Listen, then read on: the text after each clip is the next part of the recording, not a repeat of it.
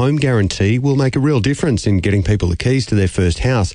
From today, first home buyers will be able to purchase a property with just a 5% deposit. Claire O'Neill telling Seven she doubts a house price increase will be anything significant. The Department of Treasury, the best economists in the country, have looked at this. They're saying that this will have about a 0.5% change in house prices over a 6-year period. What we get for that is an entire generation of young people whose housing opportunities have been reshaped.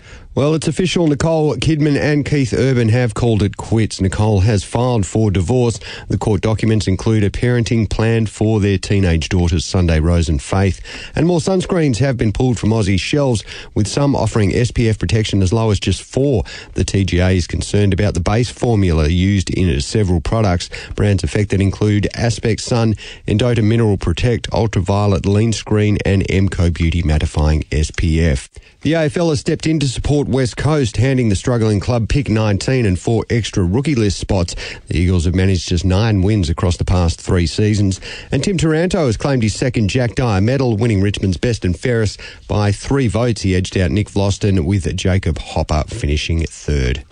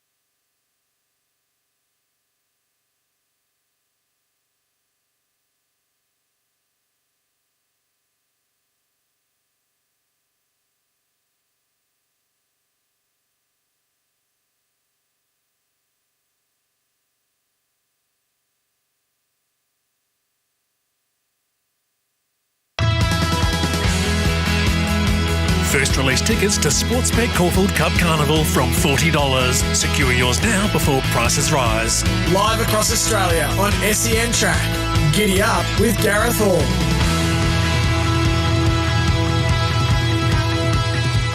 Good morning, this is Giddy Up with Gareth Hall on this Wednesday. It's the 1st of October. A big hello to you, wherever you may be listening, on your local SEN track dial or on, of course, your local RSN dial. We're going through, 42 stations now, right throughout Victoria on our RSN dial.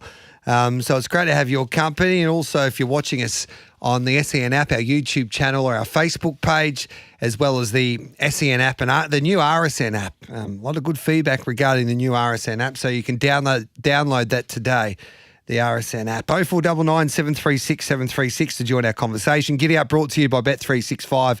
It's never ordinary when it's brought to you by Bet365. Imagine what you could be buying instead. For free and confidential support, visit gamblinghelponline.org.au. We'll get an update on Antino with Queensland's Hall of Fame trainer Tony Golan to kick off proceedings in just a moment. Henry Dewey, live from London, will join us because his star mare's Fura is looking to create a little bit of history by becoming the first Australian horse to win on French soil as she goes around in the Group 1 for the sprinters, the Prix-l'Abbé at Longchamp on Sunday, which is on Arc Day, of course. Grant Dixon, the champion harness racing trainer and driver, will join us to give us an update on Leap to Fame. He's back at the races at Albion Park on Saturday night, but his first big goal this campaign will be the Victoria Cup, which will be conducted on Caulfield Cup Day and Everest Day. So looking forward to catching up with Grant. Love it or leave it. It's going to be some fun today. Will Bourne and Emma Coleman. Emma works closely with the Gay Waterhouse and Adrian Botkamp. So we'll talk about a few of the hot topics in the sport of thoroughbred racing and from a different perspective as well. So looking forward to catching up with Will and Emma. We've got Jaden Shea, who'll join us. Now, he's the runner for the Brisbane Lions, and he's a great racing man. He works alongside Robbie Heathcote, and he will join us. I think the Brisbane Lions Footy Club are heading to Eagle Farm today. They've got a race named after them, so they'll be having a bit of fun at the races. Hong Kong Corner, Mark Newton will join us, Tom Wood as well, and then we'll find you a few winners with Bag of Tips as we go right across the country trying to find you a winner. We're racing at Rose Hill, Sandown on the Hillside track today, Eagle Farm, Geraldton in the West, and Balaclava. There are Gallops meetings at 6 minutes past 8, but let's get stuck into our Wednesday show. Here comes Antino, scorching around the field. He's making a wide run, but now thundering to the front. Antino isn't all over. Below the 300 metres, he raced away. Shin running for his dear life. Fought the Park runs on resolutely. Then Wada shot, but with 100 metres to go, it's all over, Red Rover. Antino, 4-5 in front. It is the most brilliant of Queensland victories of the Carnival, and that's a good one for you, Tony. That's a big one. Antino won the Newman Cup. Here's Antino with a lightning move from last.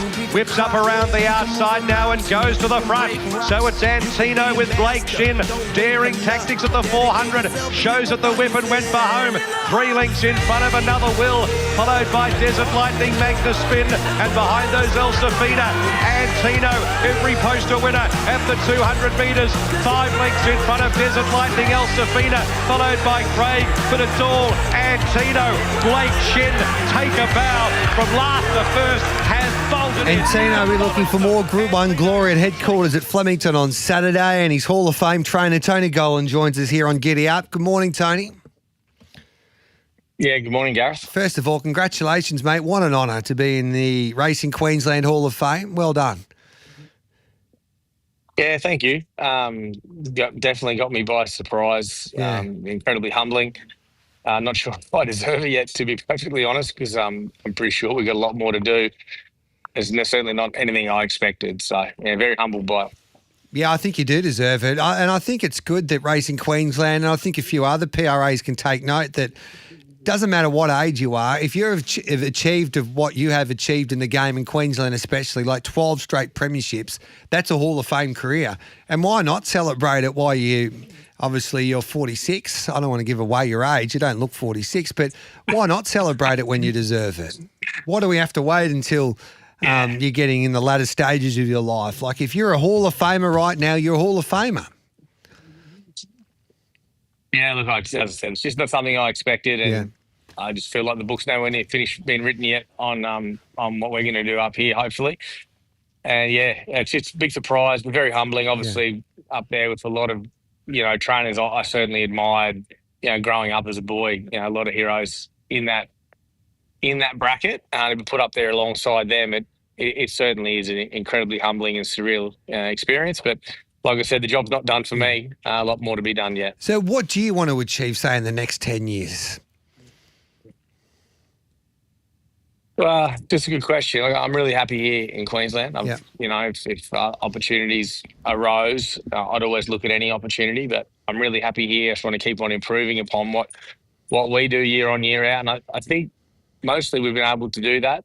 I love the fact I've got horses good enough to take to the carnivals down south, and I'm sure we'll touch on Antino, etc. soon.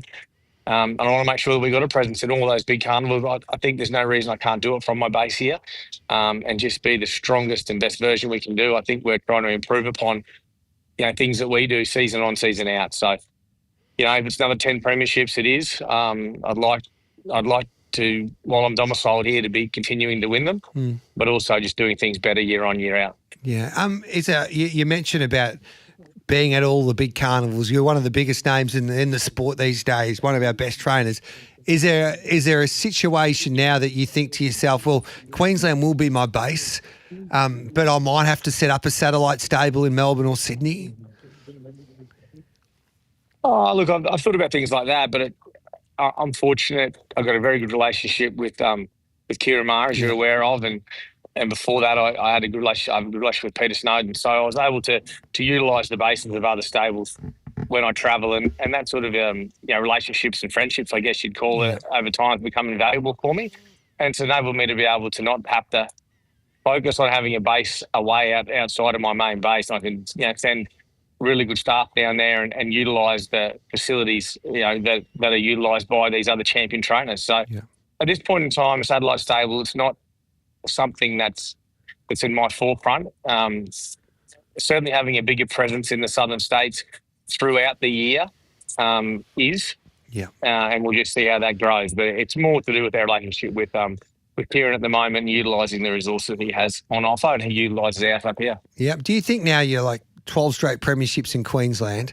Have you seen the difference by the time that you go to a yearling sale now that you can buy a better standard of horse? Obviously, the prize money's got a little bit better in Queensland as well. It's nothing like Victoria or New South Wales. But do you find now you're getting owners outside of the state of Queensland saying, all right, then we can back in Tony to get the job done? It doesn't matter where it is these days in this country.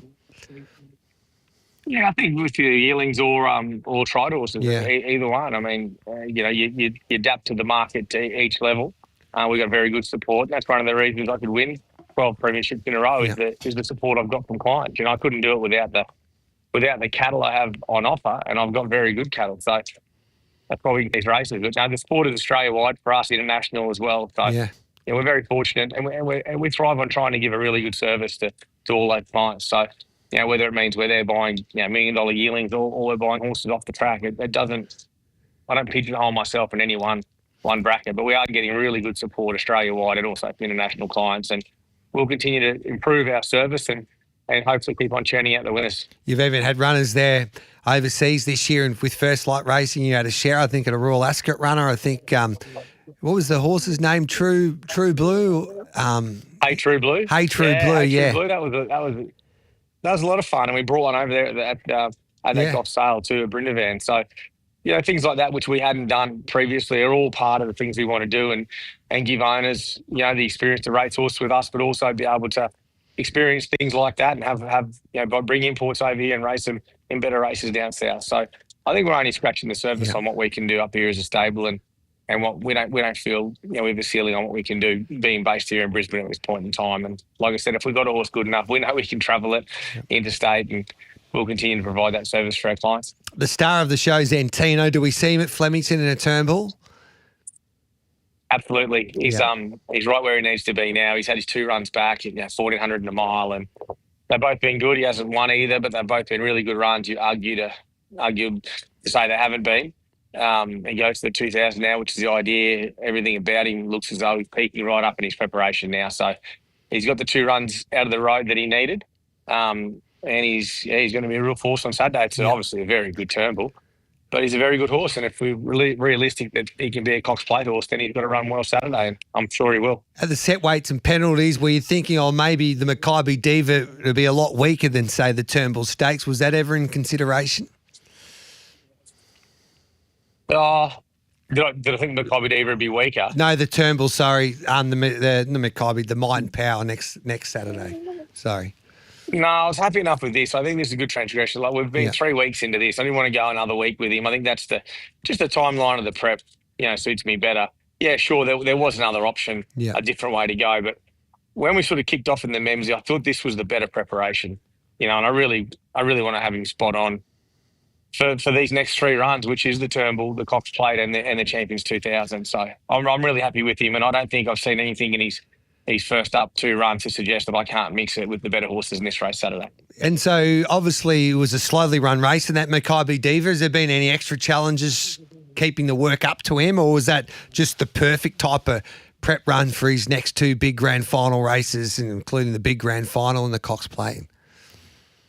I think it was pretty all right for him. I would take him over to Cranbourne to the course proper the Tuesday, not last Tuesday gone, the one prior. Worked with one of the Kierans over there and worked with one of the Kierans then again at home on Cranbourne. So I didn't really change my program with him. He brought him on enough, and his sectionals were obviously the best of the race. He just there on the line probably finished off. So, that run, I think, has brought him on enough. Obviously, overall time was very slow, but since then I've had a nice couple of pieces of work that, from all the data I'm seeing with him, he's tracking to run every bit as good as he did Doomben Cup Day. That is exciting. And I think sometimes when you have a look at Antino, and he's been so devastating when Blake's been able to take off mid-race in a Doomben Cup and also a Toorak. But I guess you can't expect him to do that all of the time because he's taking on different gravy this time around. Like there's no Via Sistenas or Alianas or those type of horses, even a Sir Delius in those previous races. So what's the best way to ride him, do you think, to win these races? Look, he needs room. We know that, and it just depends on how the race is being run. You don't, if we take the early run the other day on the slow speed, they're just going to boot up when we get outside of them. So it's only going to drag other horses into the race. We can't be we can't be the bunny to bring the race on all the time. Like other horses are involved in that as well. But this will be a totally different race. Blake will be there to give him some room at the right time on Saturday. If he wants to make his run a bit earlier, he can. If he wants to wait, he'll wait. He knows the horse he can sustain a good gallop, and that's his probably core strength. But he's certainly fit enough now to be able to do that.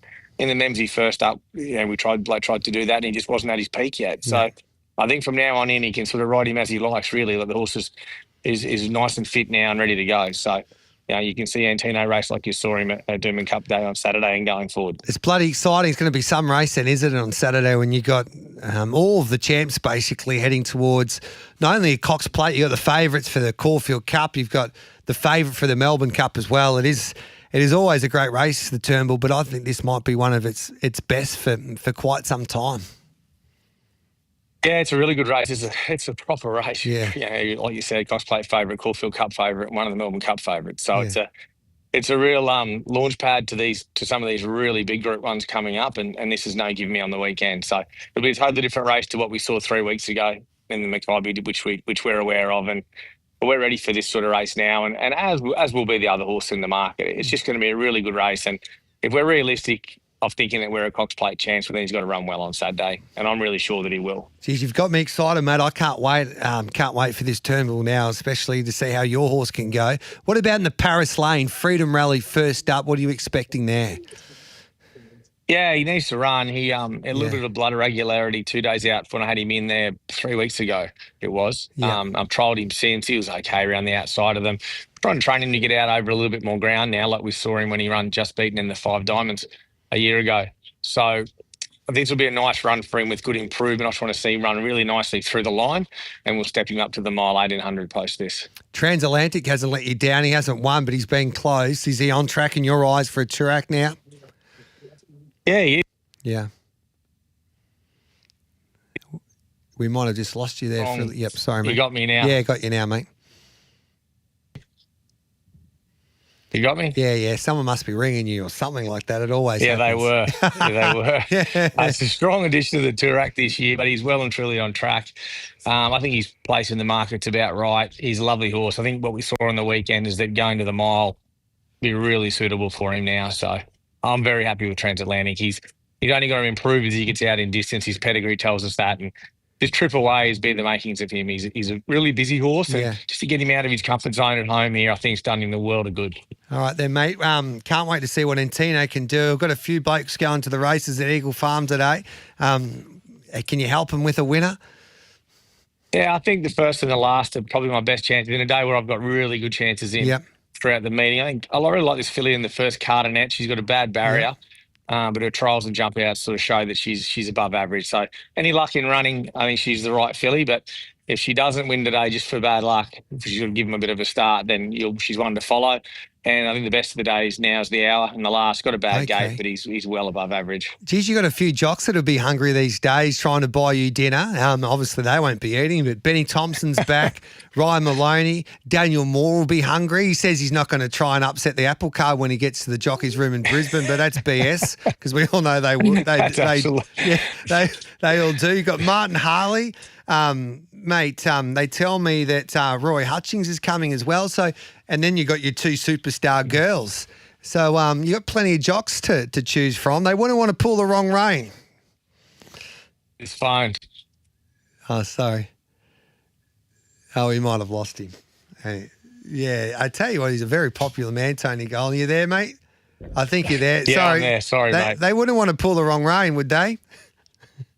No, everything's in order, mate. We've still got our normal team of riders here. Yeah. Dan's fitted in pretty well. Obviously, he won a Group 1 on Jonker for me in Melbourne some seasons ago. So he always was going to get a start somewhere. No, we've got a really good team of riders in. It's working out well. Andrew's suspended a bit at the moment, so others are getting a go as well. But no, the whole team works well. They're all here doing the work when required, and we're sharing the rides as we see fit. But all of them are riding really well. Ryan's weight's never been better. Yeah. Which I think that's probably helping a bit more competition. So the whole team's going great here. We've got to keep it going. Say good day to Cav for us, mate. What a legend he was in that video. It even made me bloody cry when he announced that you're in the Hall of Fame. It was a terrific video, and I highly recommend anyone go to the Golan social media platforms or Racing Queensland. It was a terrific video, and it's good to see you, good mate.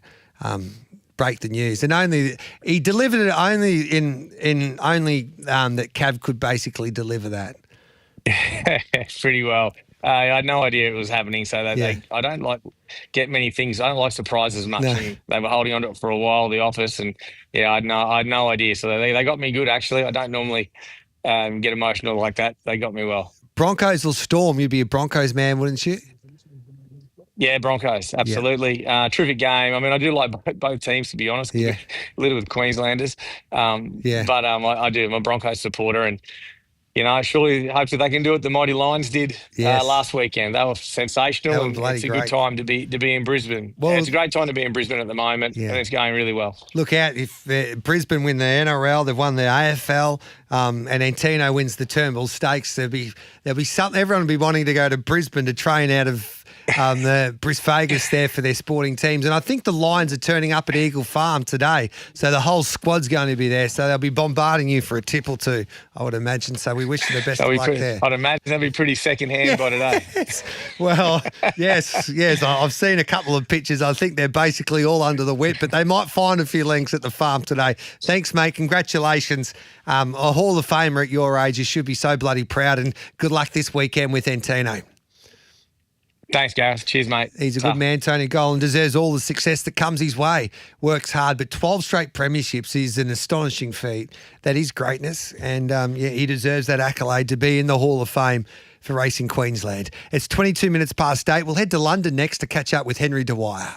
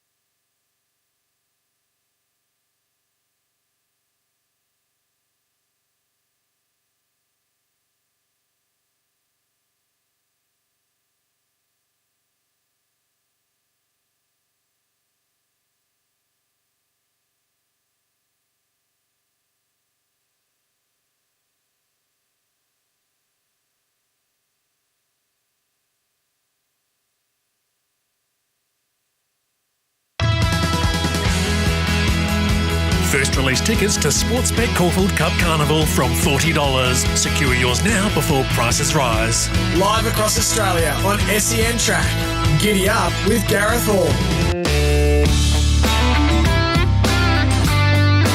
Welcome back to Giddy Up on this Wednesday morning. Now we're heading to London to catch up with the Ballarat trainer Henry Dwyer as he looks to create a little bit of history in France on Sunday. It's, of course, Arc de Triomphe Day at Longchamp, and his superstar sprinters Führer will be going around in the Group 1,000 metre Prix-l'Abbé, which, of course, is the feature sprint race on that day. And Henry joins us from London. Hello to you, Henry. Hello, Gareth. How are you? Good, thank you. Can't wait to see what she can do in France. Has she arrived yet? She hasn't. She's in Newmarket. Yeah. So you generally, it's sort of like going from Melbourne to Sydney. It's about a 9 or 10 hour trip, I'd say. Okay. They can either go on the ferry or the train across the channel. She'll go on the train on Friday and, leave Newmarket about 6 a.m. and arrive Chantilly about 6 p.m. Friday night. How did she get through that run in Ireland? Couldn't have been better. It just Okay. didn't knock her about whatsoever. She's actually probably done too well. We put her on the scales after a swim yesterday afternoon, and she's still 530 kilos, which is, she sort of, put it in context, when she ran at Royal Ascot, when she looked average and was going no good, she was about 508 kilos. Yes. When she won at York, she was 525 kilos. And she's about 5 kilos heavier now than she was when she won at York. So Okay.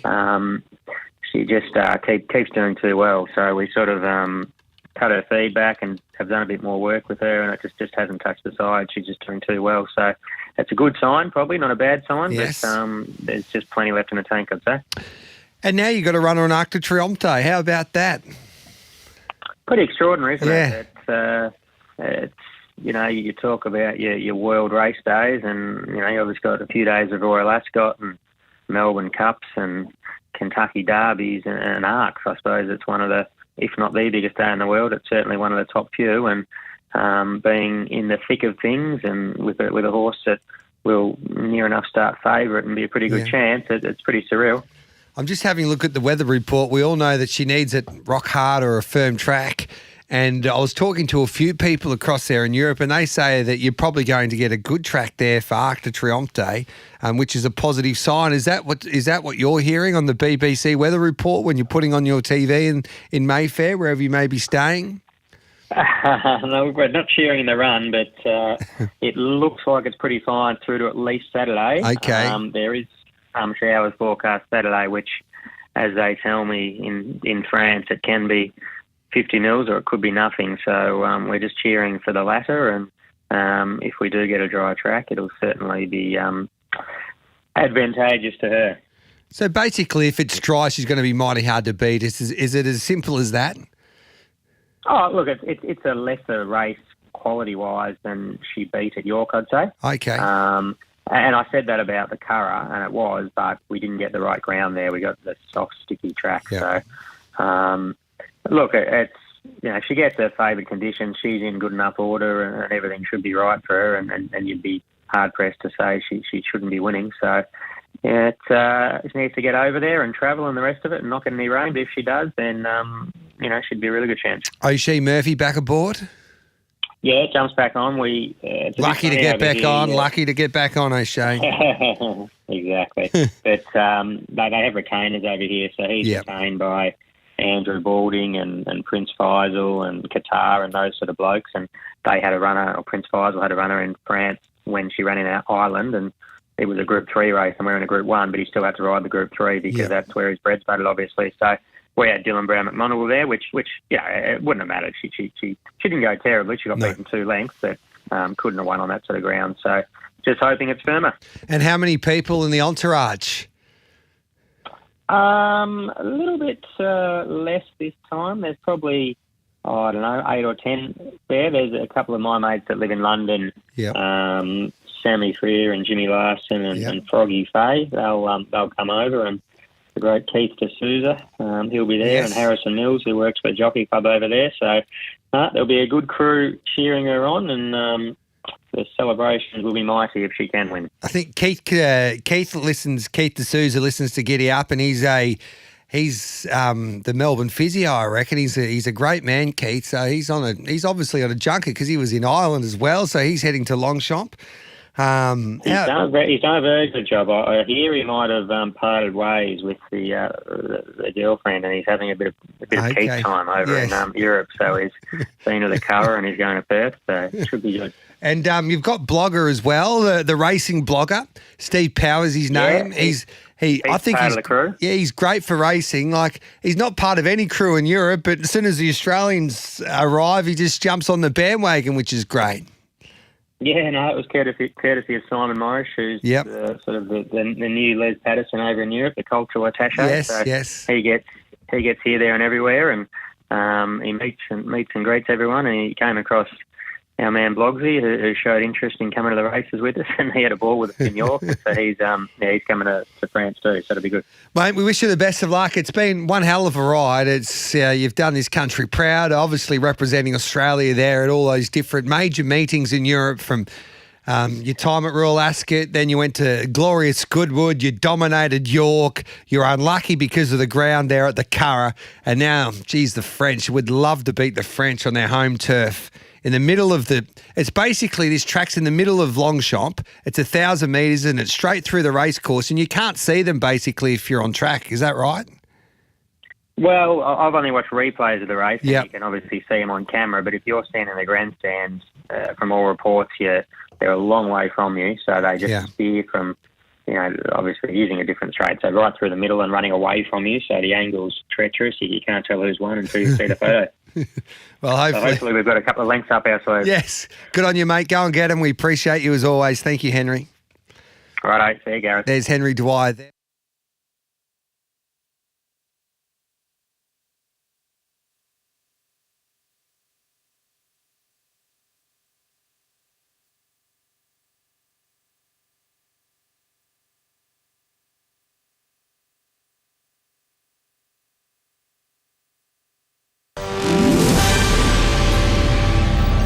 Powered by Signet, making SEN news this hour. World leaders are urging Hamas to commit to Donald Trump's peace plan for Gaza. Yesterday, the US president unveiled a 20-point outline agreed to by Israel.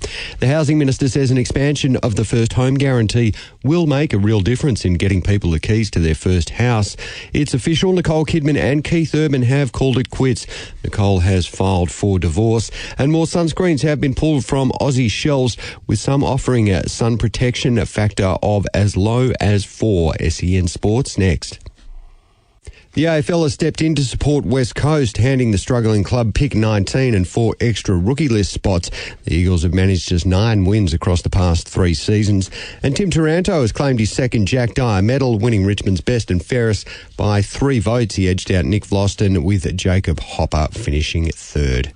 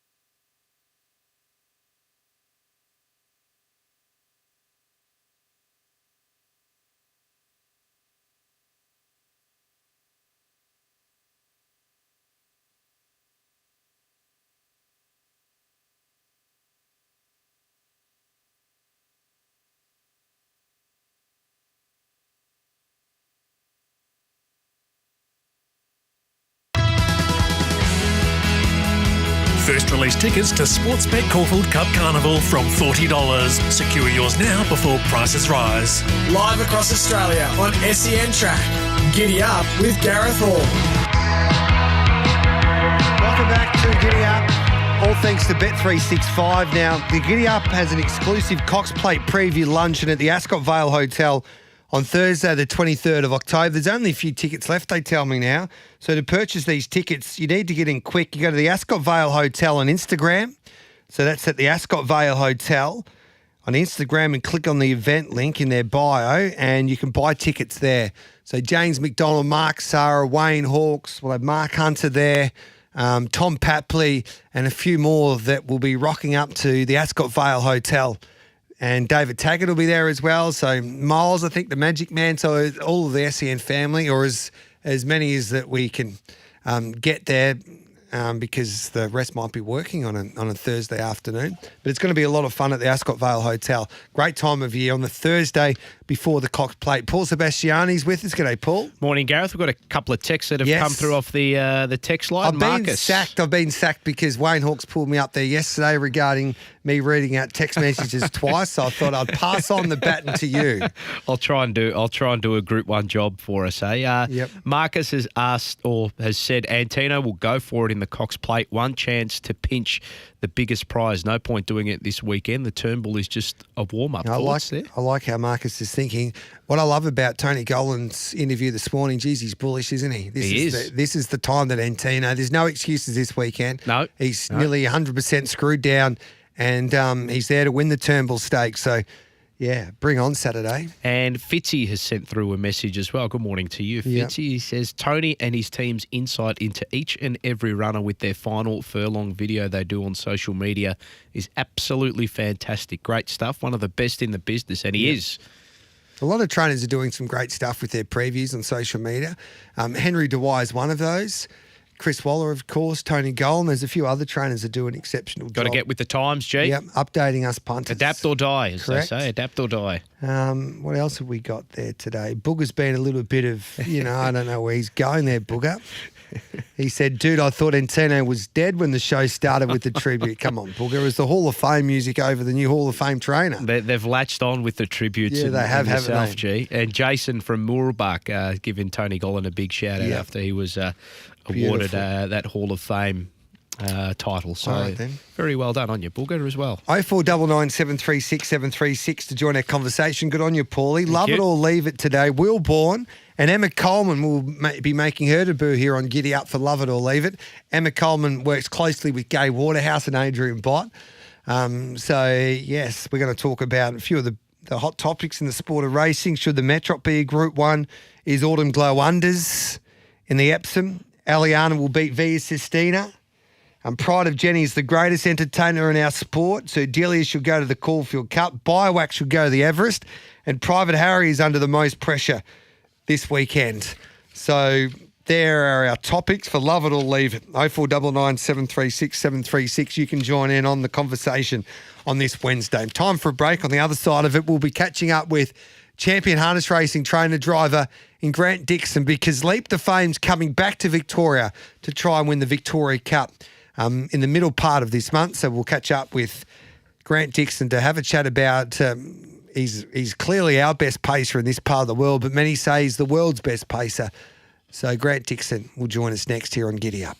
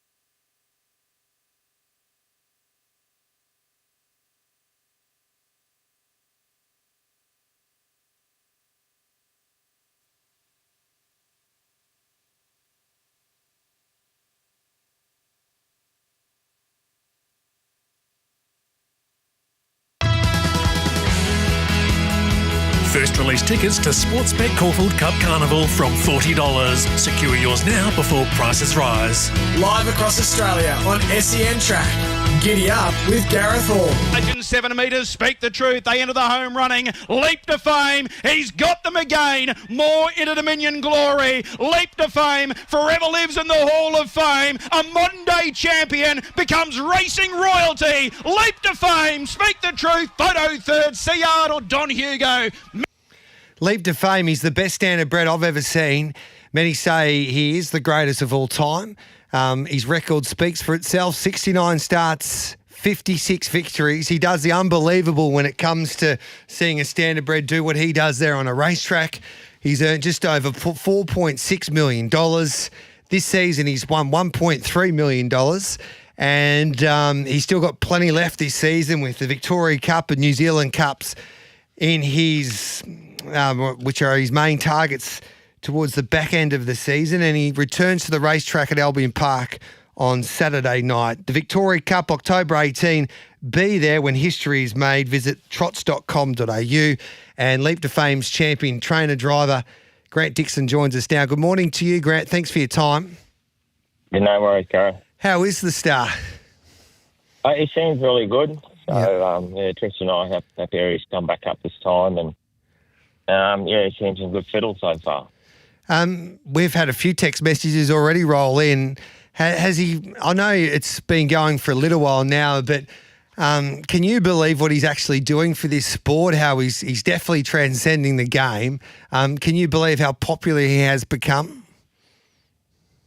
Oh, look, I think any probably racing enthusiast, in any code, they, even like the Harness people follow all the good gallopers, and I think, to a degree, vice versa, everyone just probably loves a champion horse, that's for sure. So when do we get to see him in Victoria? Does he only have the one run before that's at Albion Park Saturday night before the Victoria Cup? What's his schedule look like? Oh, look, Tristan and I was going to see how he goes Saturday night, if we're happy with his fitness level and think he doesn't need another run. But if he needs, if we feel like he just another run of doing good, which as a rule, probably the more runs he has, he seems to get a little better. Sometimes we might run him in that the first Saturday night that he arrives down in Melbourne. Yeah, and does he always fly down? Oh, look, we did road travelling once, and he did get sick in the end. Okay. I don't really think it had anything to do with the travel. Was probably just unlucky at the time because we give him a really good trip down. But we sort of, when we've gone to Melbourne, he has always flown except for that one time. So we just, he's going to stick to flying and go from there. Yeah. All right then, mate. So you go to the Victoria Cup, and then after that, is it straight to New Zealand? Yeah, I think we're just working on the date that we're going to fly from Melbourne across to New Zealand. We're just working on what week we fly over New Zealand, how quickly we actually get over there. Yeah, that will be one of his greatest achievements, I reckon, if he can win a New Zealand Cup. He's won everything else. The Victoria Cup, I guess you're just hoping you don't draw barrier 1 or 8. Surely that won't happen again. Oh, well, we keep saying it. It keeps happening. So anyway, he normally manages to overcome them. So, we're just... but probably just, to be fair, we probably just got to get a barrier draw that keeps us ahead of Swayze because history's showing whoever gets ahead of who on the run normally gets the money. So that's probably the most important thing that we land ahead of Swayze. So Swayze, I think he's coming. Jason Grimson can change his mind from time to time. You won't ever consider there might be a few bonuses, I think, in both states. Shortly, will you consider competing in New South Wales, for instance, for $1 million bonus for any of those country cups, or does it make it a little difficult because of New Zealand? I think it makes it too difficult. Yeah, like New Zealand, and then we're giving Victoria some serious consideration with their bonuses and their cups. All right, then that will be interesting. What about how long has he got left in him? Obviously, he's a bull. He's going to have a successful career at stud. How long do you think that you'll continue to race him for? Oh, look, I'd love to, after this year, I'd love to get one more season out of him. Yep. He's all fit and healthy and still at the, peak of his powers. But at the end of the day, I think we just let him tell us when he's had enough and then, just stop. So we'll just go along the season, enjoying the racing. A few questions coming through from a few of the Gallop punters. Was there any consideration of taking him overseas outside of Australasia, basically? I know you're going to New Zealand, but I guess heading up to North America? No, not really. I even heard Noel Daly on the radio the other day. He said, there's not a lot of difference between, the top end ones racing here or racing there as far as prize money and that. So I think, you wouldn't take the risk of, as we've seen over the years, there's plenty of good horses go over to America from here, and some of them succeed and some don't, for whatever circumstances. And I don't really see the risk in having to do that. They tell me he's that big. You got Benny Thompson that came and visited him there the other day. And even Wayne Hawkes, he's starting to fall in love with the trots like his old man, but he even wanted to go and meet you there the other day, they tell me, at Menangle. Yeah, I got to speak to Wayne, which was really nice. He come and had a few words to me, and it was interesting to get his feedback about obviously having fortune of training such a champion horses, that's for sure. Yeah. Hey Grant, we wish you the best of luck. Any winners today? Look, I think our best hope today is on the last, and he's still learning his trade. So. Yep. All right, then. Moonshine Millie. Moonshine Millie, that will do us. The last race at Redcliffe will stay up there to 2 minutes past 10 there. So that's tonight there in Queensland. Hey, we wish you the best of luck in his return on Saturday night, but can't wait to see him back in Victoria. Thanks for your time, Grant. All right. Cheers, Gareth. Bye. There's Grant Dixon. Time for a break. We'll come back and wrap up this first hour.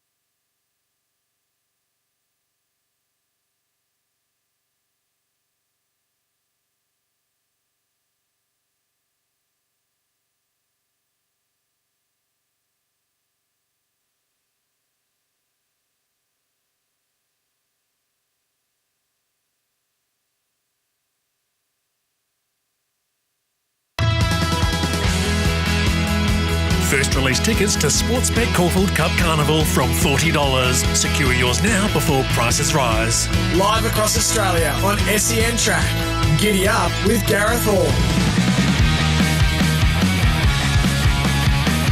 Welcome back to Giddy Up. It's 8:58. We've got Love It or Leave It coming up next. Looking forward to that. Might have some news regarding one of the stars heading towards maybe not going to a Turnbull and bypassing the Turnbull and heading towards the Might and Power. I'll have that news for you straight after 9 o'clock.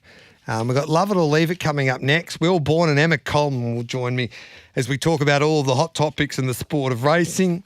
So 0499 736 736 will be the number to text us on. That's 0499 736 736. Then after Love It or Leave It, Jaden Shaver will join us. Of course, he's the runner for the Brisbane Lions. Wonderful racing man, works alongside Robbie Heathcote. So we'll talk to Jaden after the Lions won back-to-back flags. Hong Kong Corner with Mark Newnham and Tom Wood after 10 o'clock, and just before that, trial time with Matty Morton and also Dean Watling. An important trial time this week because we've got the first of the 2-year-old races. One at Flemington and then the Breeders and the Gym Crack at Randwick on Saturday.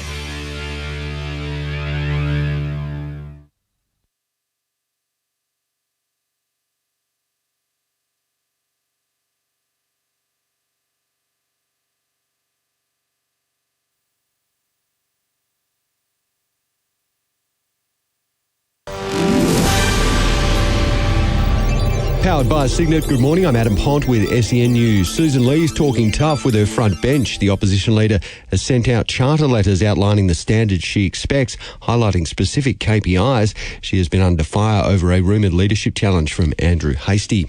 Parts of southeast Queensland in for some warm weather with a total fire ban set to be in place for a week. The ban will cover the Sunshine Coast, Brisbane, Logan, Moreton Bay and the Gold Coast. Tim Chittenden from the Queensland Fire Department says they've already been busy battling some small blazes. Everything is ready to burn, and we have seen a significant number of fires over the last weekend. No campfires, no fireplaces, barbecues, and any sort of fully contained vessel is suitable, but it must be supervised at all times. More Aussies will now be able to buy their first home with just a 5% deposit from today. The first home guarantee has been expanded, allowing more first home buyers to get into the market without having to pay lenders' mortgage insurance. Aged care workers will see a boost to their pay packets today. Some registered nurses seeing an extra $60.20 in their wage each week, while personal care workers will get an additional $39.50.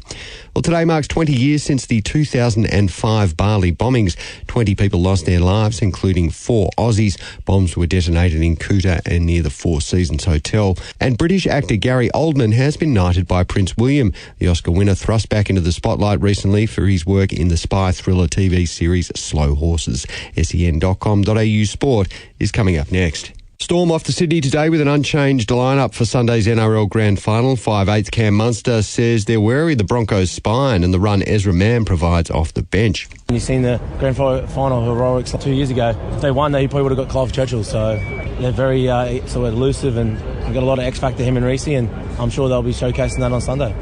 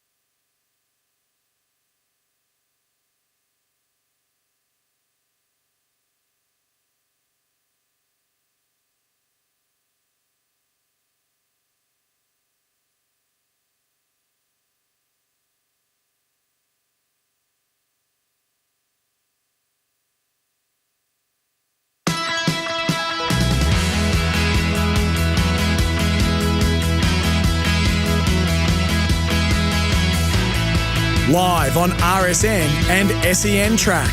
This is Giddy Up with Gareth Hall. Great to be with you on Giddy Up on this Wednesday. It's the 1st of October. We're into the second hour of Giddy Up on this Wednesday. Emma Coleman will make her debut on Giddy Up. Looking forward to that. She is the right-hand girl to Gay Waterhouse and Adrian Bott, so she'll join us for the first time on Love It or Leave It. Will Bourne is back for another week. And then after Love It or Leave It this morning, we'll catch up with Jaden Shea. He loves his horse racing. He's involved with Robbie Heathcote in Brisbane, but he is the runner for the Brisbane Lions. And he's gone back-to-back as the runner for the Brisbane Lions. So looking forward to catching up with Jaden Shea. And then, of course, we've got trial time in the next hour, and then Hong Kong Corner with Tom Wood and Mark Newnham. And then Jesse Gower from NZB will also join us. We've got Tassie time as well still to come.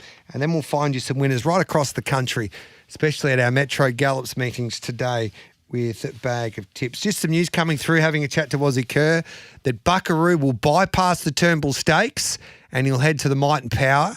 That $6.50 right now with Bet365 won't last too long because I think the traders thought he might be going towards a Turnbull and bypassing the Might and Power Stakes, but he's definitely going there. So Treasure of the Moment's $2.25, Buckaroo $6.50. They should be a lot closer in the market. Mark Sarah, Blake Shin, James McDonald, the three options for Aussie to choose from basically, who rides Buckaroo in the Might and Power Stakes. So $6.50, he won't last that price. That price won't last too long, surely, because basically looking at the horses that will turn up there for the Might and Power, it's a race in two between Treasure of the Moment and also Buckaroo. It's 5 minutes past 9. Let's get stuck into Love It or Leave It. On Giddy Up, it's time to have your say. Are you loving it or leaving it? Hello to you, Will Bourne. Morning, Gareth. How are you? Would you back Buckaroo at $6.50? Well, it's probably not $6.50 now, is it? No, he's still $6.50.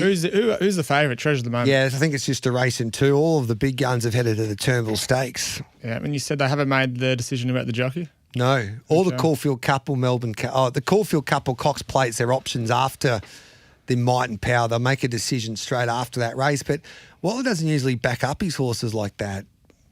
Who knows, with the 58, they might have a throw at the stumps. You know Aussie well. Well, Chris trains it. I don't think it's up to Aussie, is it? Yeah.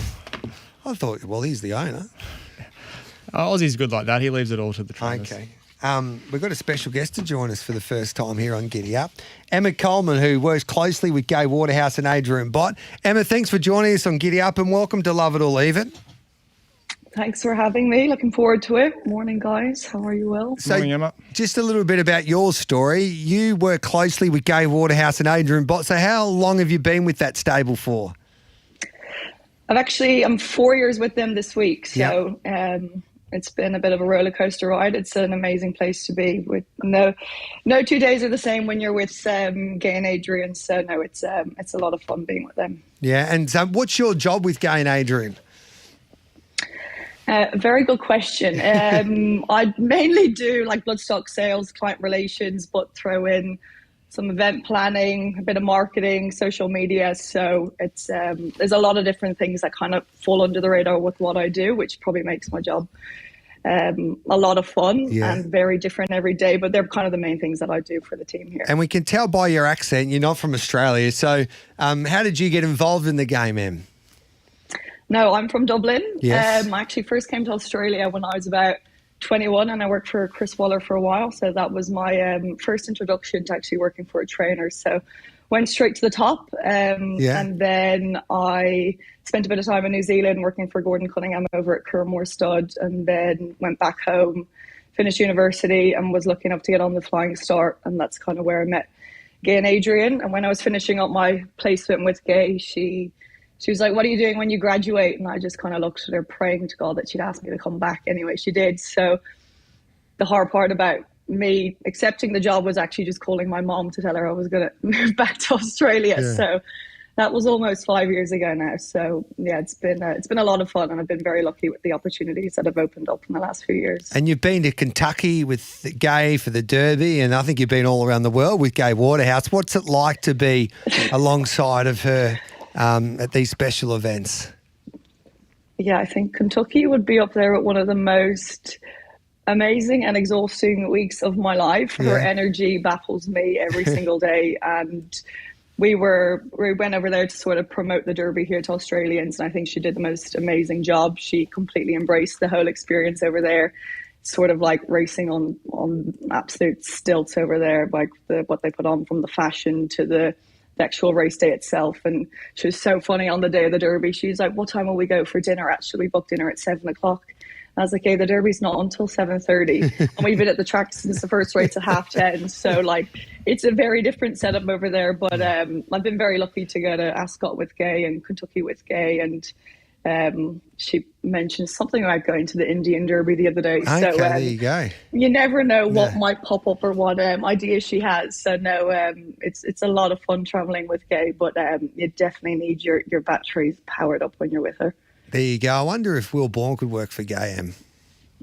Again, we've actually we've questioned this a few times, haven't we, Will? Yeah.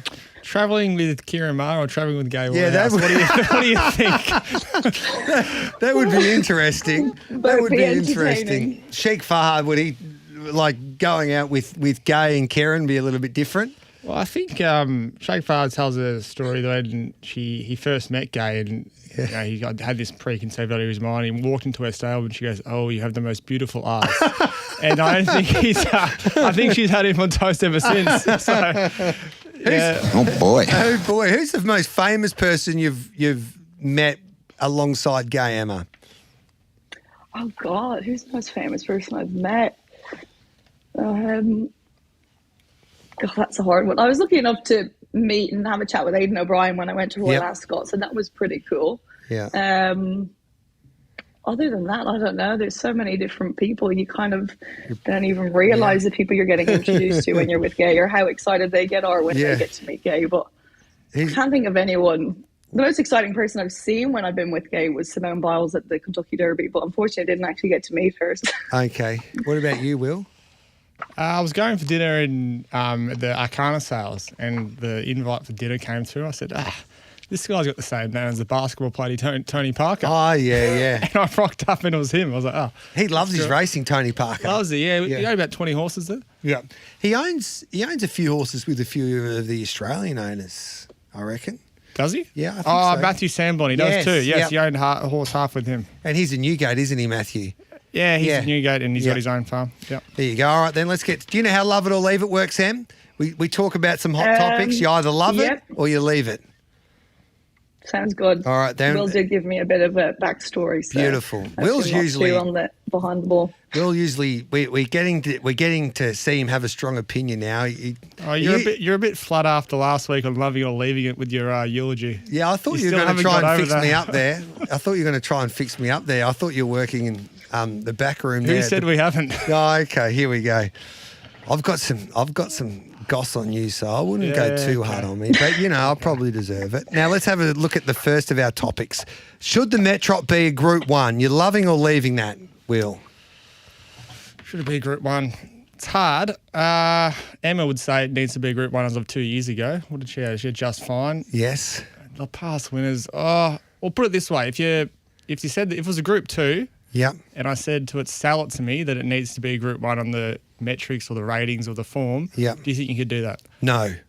Well, yeah. Depends if, say, Vauban wins it this week. It's not that bad of a field, but... If you compare it to the Turnbull this week and how correct.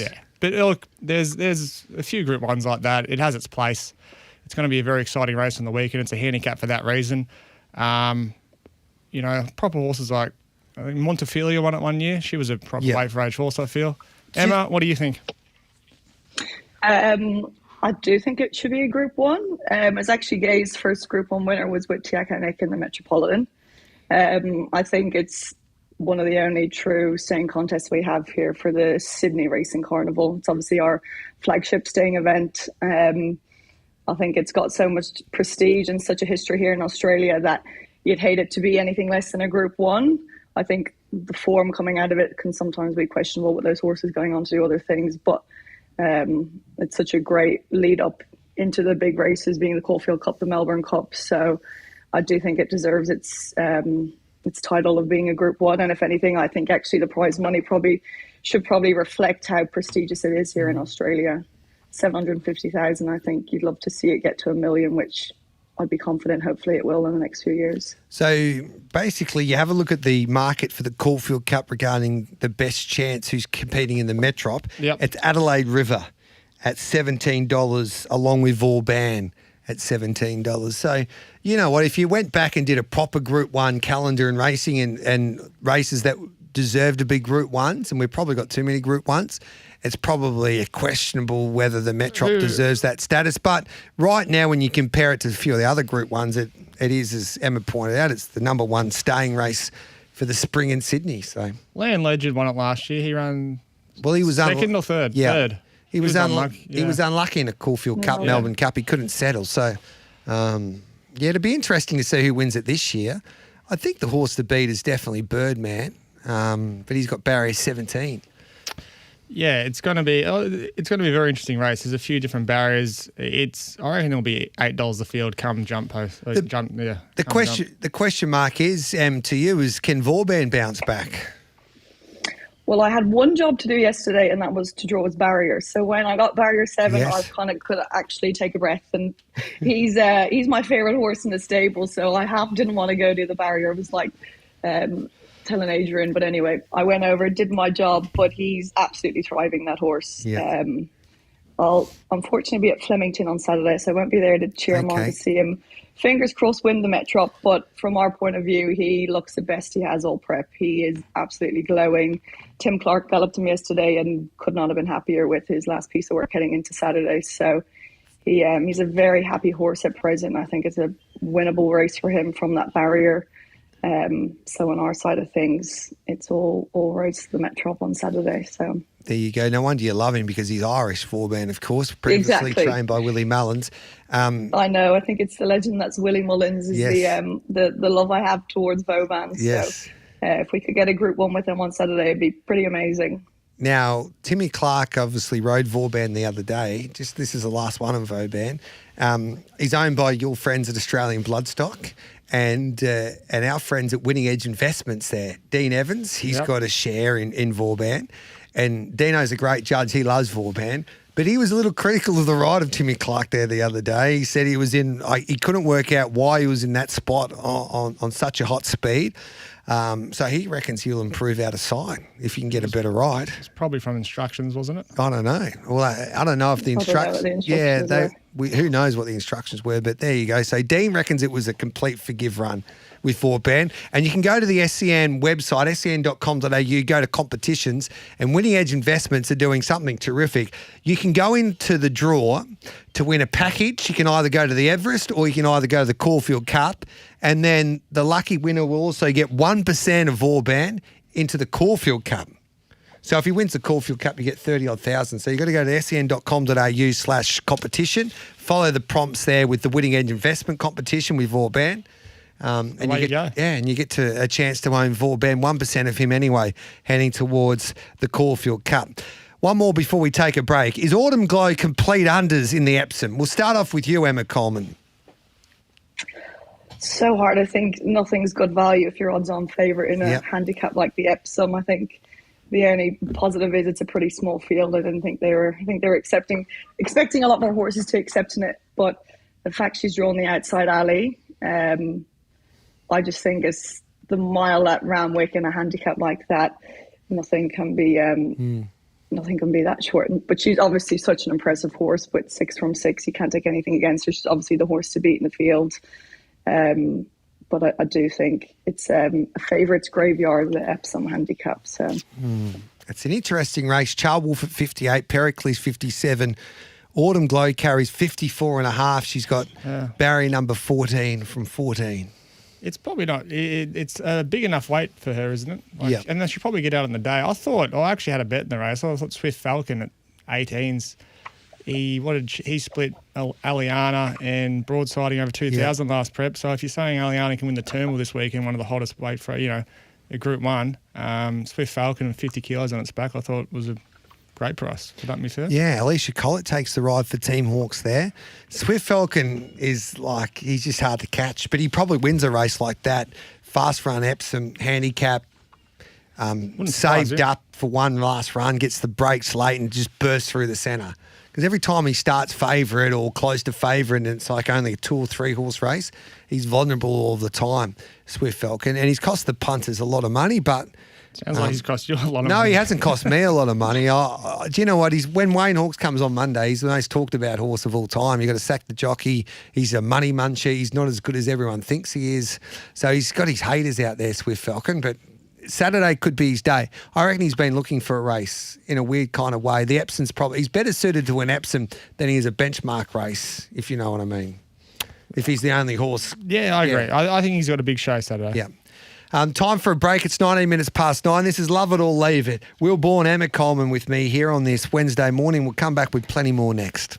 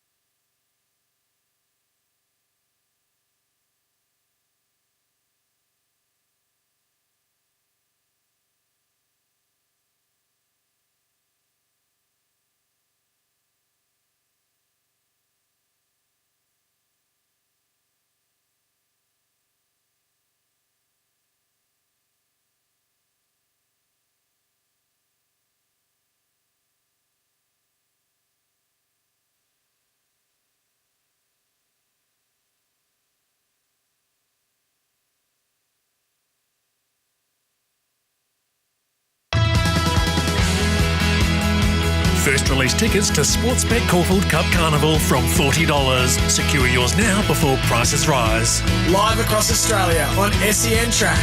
Giddy Up with Gareth Hall. The afternoon. Brett Kirk, Sydney Swans co-captain. He's in the Essendon rooms. Thanks, Basil. I just want to give you a bit of an insight into the Saturday afternoon team. We're a bunch of unique individuals. Malthouse, Harley, Zemplis, McLaughlin and myself. We're going to engage with our minds and our hearts. We're going to exchange ideas. Well done, Will. Is that all you've got today? I've got a bit more. Was he your inspiration or not? Not really, no. Okay. I thought it was a bit better than Kirky. Yeah, on par. Okay. Emma's probably thinking, what the hell are these two guys talking about? Yeah, she doesn't know what we're talking about. Yeah, I've got absolutely no idea. We won't let her know anyway. Emma Coleman and Will Bourne with me here for Love It or Leave It. The next question I pose to you right now, Aliana will beat Via Sistina home in the Turnbull Stakes on Saturday. You loving that or leaving that, Will? Yeah, I am. I like her a lot. I think she's very progressive, very classy. She beat her home the other day. Yep, she beat her home in the Maccabi Diva, but that doesn't count, does it? It wasn't even a race. It's not a race, is it? No, it wasn't really. Okay. It was like a track gallop. Okay. No, I think she's very progressive. I think she's classy, and she just keeps improving every run and just gets better. So yeah, all right. I think she beats her home. I reckon Via Sistina. I'm leaving that. Via Sistina will be too good for Aliana, and then she'll win the Cox Plate. Via Sistina. What about you, Em? I'm with Will. I think that she is the one that can take Via Sistina all for a perch this Saturday, although I do hope they run 2 and 3 behind Serdelius. So yes, I'm on the Serdelius camp for the Turnbull, but I think she's just a mare with so much upside. The fact that she was able to win the ATC Derby, I don't know how long it's been or if ever it was done by a filly. I can't remember that. But just even listening to Chris and how he talks about it, I think he's even amazed at the progress that's still to come from her. So I'd be team Aliana and Star Thoroughbreds for that one. Yep. All right, then let's move on to Serdelius. Will came up with this question. Serdelius should be going to a Caulfield Cup and not a Cox Plate. You're loving that or leaving it? Do you know what? I'm leaving that because I think that he'll be competitive in a Cox Plate. If he wins a Caulfield Cup, then it makes it really difficult for him to win a Melbourne Cup. And my understanding, and Emma, you can correct me if I'm wrong, but so Owen Glenn purchased this horse at the Ready to Run sale, or the in-training sale, I should say, in England last year, about this time last year. He purchased this horse with one aim, and that was to win the Melbourne Cup. Yeah, one aim and one aim only was to win the Melbourne Cup. So if we could throw in a Turnbull and a Cox Plate in the lead up to that, that would be amazing. But I do think for Gay to win a Cox Plate, it's one of the one race that eludes her at the minute, and she at the moment is spending morning to noon with that horse down at Flemington to make sure he is absolutely spot on. I think he's a horse that can do it for her in the Cox Plate, 100%. Okay. And I think it's her best chance in the Melbourne Cup since Ferrante. Will. So. Well, I think he wins the Caulfield Cup if he goes there. That's what I think. Yeah. So that was my argument. I think he does win the Caulfield Cup, but if he wins the Caulfield Cup, can he win a Melbourne Cup? Well, was the job done after winning the Caulfield Cup? Not really, because Sir Owen Glenn wants to win a Melbourne Cup. Oh, there's a few other owners in the horse. I'm sure they want to win a Caulfield Cup. I think at the end of the day, we'll take a Caulfield Cup. Yeah, that's my point. Like, you take a Caulfield Cup, but if you want to win a Melbourne Cup, and if you said to me, "Do you want to win a Caulfield Cup or a Melbourne Cup?" I would say I would want to win a Melbourne Cup. And then I don't know if he can win a Melbourne Cup if he wins a Caulfield Cup, because he would get a penalty. It begs the question, and I know it's a handicap, the Caulfield Cup, but is there any chance that Racing Victoria could come together with the other clubs and go, all right, then there's no penalty if you win the Caulfield Cup? I don't see the issue with that. Yeah. I really don't see the issue with that. Do you? Well, I guess, like, for instance, if Buckaroo won the Caulfield Cup this year, I don't know if he would get a penalty for winning the Caulfield Cup going into a Melbourne Cup. But if a horse at the bottom of the weights, like a Half Yours, wins a Caulfield Cup, he would get a penalty. Yeah, he would, and he probably should at that weight. Yeah. So that's the debate. But whether they there's no doubt that the Caulfield Cup, because Serdelius is too scared to get a penalty, that's why they lose a few of those type of horses in that race. Yeah, probably can be looked at. Yeah. There's an argument for it. What about you, Em? What's your thoughts on that? Definitely you want to avoid any penalties at all costs, but I think with Sir Delius, the Caulfield Cup was probably never on the plate for him. I think it was always, from R2, probably hopefuls this spring for the Melbourne Cup, it was always going to be Vauban going the Caulfield Cup and Sir Delius going to the Cox Plate. That's kind of what the team always had in mind for them. But yeah, you'd want to avoid any penalties. I think keeping his weight at the minute, Sir Delius has got 55.5 kilos, which is a pretty nice weight for him to be at. So if we could keep him at that, that would be a massive advantage. 100%, Em, because if he's got 55.5, there's no chance that Will's horse, Al Riffa, will be beating him in a Melbourne Cup. So why would you bother going to a Caulfield Cup to make it a little easier for your horse, Al Riffa? How's it my horse? Just because you think he's got too much weight. No, you're in love with Al Riffa. You think he can win a Melbourne Cup despite what history tells us? I do, yeah. Yeah. Doesn't make him my horse. It's my opinion. Did you hear Kevin Blake there the other day? What did he say? He owned a bit of Al Riffa, of course, only a small amount. And he said to me before he hung up, he goes, make sure you have something on Goody Two Shoes for Joseph O'Brien. What are you getting at? Well, I'm saying that Joseph O'Brien's best chance for a Melbourne Cup's not Al Riffa, it's Goody Two Shoes, I reckon. Why at the bottom of the weights. Turn her foot. Away she goes. He did sell and did win a Group 1 2 weeks later. So. Yeah, the Irish St. Ledger.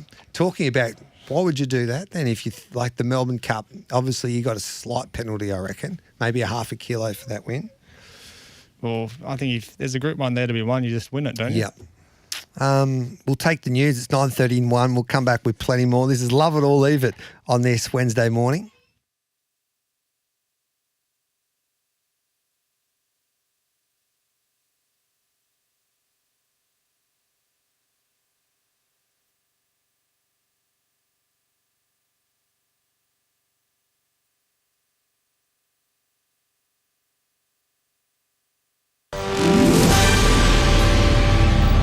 Powered by Signet, making SEN news this hour. Susan Lee is laying down the law as she zeroes in on turning around the Liberal Party's fortunes. Nine papers reporting she is enforcing performance indicators on her front bench. Parts of southeast Queensland are in for some warm weather, with a total fire ban set to be in place for a week.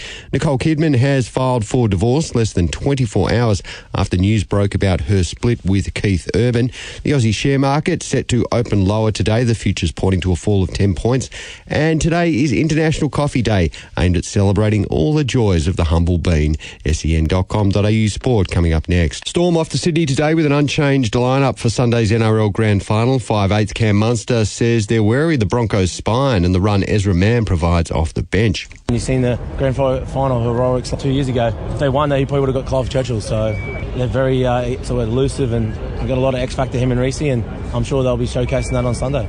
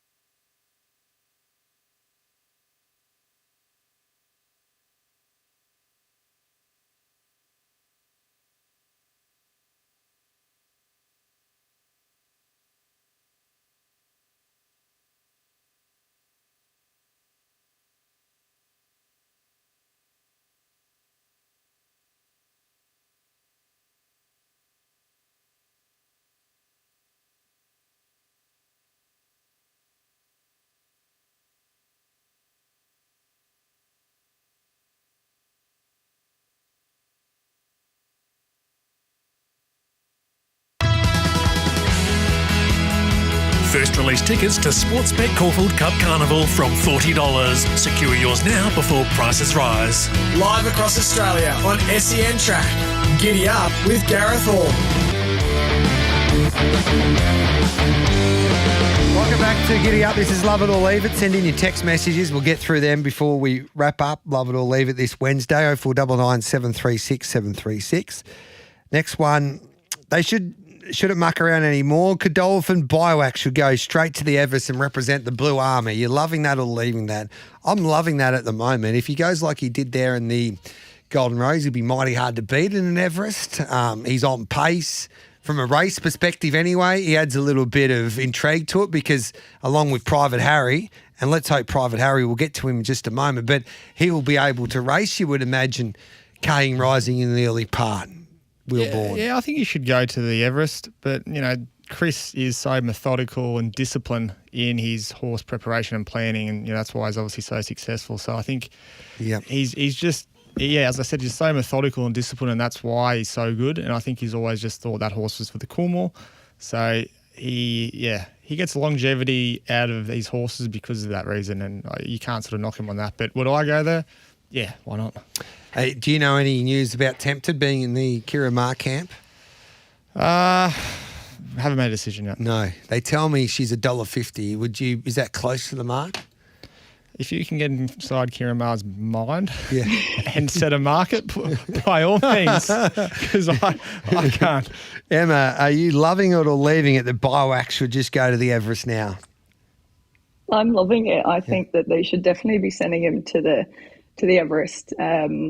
Hippo just said the other day, he said he's just a dead set sprinter. I think I was pretty amazed watching the race. I was actually in a taxi going from Sandown to the airport, watching it in the back of the taxi, and I was surprised that no one on TV or anyone actually called this horse out. I thought he looked amazing in the mountain yard. He's kind of flew under the radar, I think, on Saturday. I was absolutely delighted for Hippo to get the win on him, and he just said that he's a dead set sprinter. The fact that nothing came close to him, and his sectionals on the day were pretty outrageous. Obviously, stepping back in distance for the Everest would maybe be a question mark, but I think he'd be an unbelievable chance in the Everest for them, especially like with the records that 3-year-olds have in the race as well, and with that weight allowance. I think it was Trev the punter on X. He made this statement. It's quite hard to believe that who would have thought a year ago that the Hippo, Adam Hieronymus, would be riding a Group 1 winner for Chris Waller for Godolphin. What a world we're living in these days. Well, that's racing. Yeah, that is racing. Vin Rock, a 3-year-old for Yulong and Matty Laurie, he is overrated. You loving that or leaving that, Will? Well, why is he overrated? Well, no, I'm leaving that. No, but who said he's overrated? Well, I think a few people, like the market says. What price is he for the Caulfield Guineas? He's close to $10 now with Bet365. It's not $2. Like, how's that making him overrated? No. Making him $10 for a Caulfield Guineas, I think that's about right. I mean, you can sort of question his form a little bit if you're saying he's very good. This 2-year-old, he beat State Visit, and can't remember who else he beat in that Champagne. State Visit obviously hasn't came back, at the top line. And then he's run okay the other day, and $8 is about right. So I'm going to say it's overrated. Do you think the 3-year-olds are overrated? No, the top ones are ones. Like I think, we just said if Godolphin's horse of Walls was going to go to an Everest, he'd be right up to it. Well, so he's been the standout performer, hasn't he? We just can't go say the 3-year-olds are no good. I think Vinrock's a big chance in the Caulfield Guineas. If Mark Sarah can get him to jump, I think that's the key. He's a bit like you. Like, he just needs to be on pace, out of trouble, and not thinking too much, basically. So what you're saying is it's Mark Zara's fault the horse didn't jump? No, I'm saying Mark Sarah's fault, but it's his. It's his job to get him out of the gate, and obviously, hopefully, we know the last time Mark Sarah. We know the last time a jockey missed the start in those colours. So I know it wasn't actually in the Yulong colours anyway, but we're only stirring. But yeah, if he jumps, I think that's the key to him, and he's a better galloper on pace. What's your take on that, Em? I don't think he's overrated. I think we all know how hard it is to win a Group 1 as a 2-year-old. And the fact that he was the first time invincible Group 1 winning colt, that's a pretty amazing accolade to have. So I think you could, even how he finished off that race, the Strut Stakes last week, you could see that Kieran and Will put a little video out last week, and Kieran was pretty bullish about West of Swindon, so they obviously have a massive opinion of him. But to do what he did as a 2-year-old, to do the Sires double, that's a pretty amazing feat. Yulong obviously saw a lot on the horse, and they wanted to get their hands on him, so they have an amazing team around them. They know what they're doing, and I do hope that he does complete the double and gets another Group 1 for them as a 3-year-old, because there's no one more deserving in the racing industry to have successful horses like this. So I don't think he's overrated, and I think the 1,600 metres in a Guineas would be probably probably suit him perfectly. So hopefully he just jumps next time. Beautiful. We're on the bandwagon then of Mark Saar and Maddie Laurie and Vin Rock and the Caulfield Guineas. And the last one, Private Harry's under the most pressure heading into this weekend. We'll start off with you, Em. It's so hard when you get, like, say, with Nathan Doyle getting his first Group 1, Ash Morgan getting his first Group 1, all the hype. And I think when there's so much hype around a horse, it just creates so much, probably, attention that they don't really want. He's obviously a Group 1 winner in the Galaxy. He beat our very good mare Lady of Camelot in the Sunlight, who she's just a freak of a horse. So I've no doubt he's got a lot of talent. He had 2 great trials leading into his last run. Whether he just wasn't up to it on the day, I think this Saturday will tell us a lot more. They're obviously changing a few things around in their camp to tweak things for the big day. So if they can get a better result this weekend, then I'm sure he'll still be pretty competitive for them on the on Everest Day. But it's a tough one when there's so much spotlight on you with one particular horse, especially when they're unbeaten. So I do think there's a bit of pressure coming their way. Yeah, I think I'm loving that I'm not loving it for Private Harry, of course, but Private Harry is definitely the horse under the most amount of pressure. Like, I think it's great for the game that you have those type of characters, and whether you agree or disagree with the stance there from the Corinda Bloodstock team, they spoke their mind and they can make the decision that they wanted to make.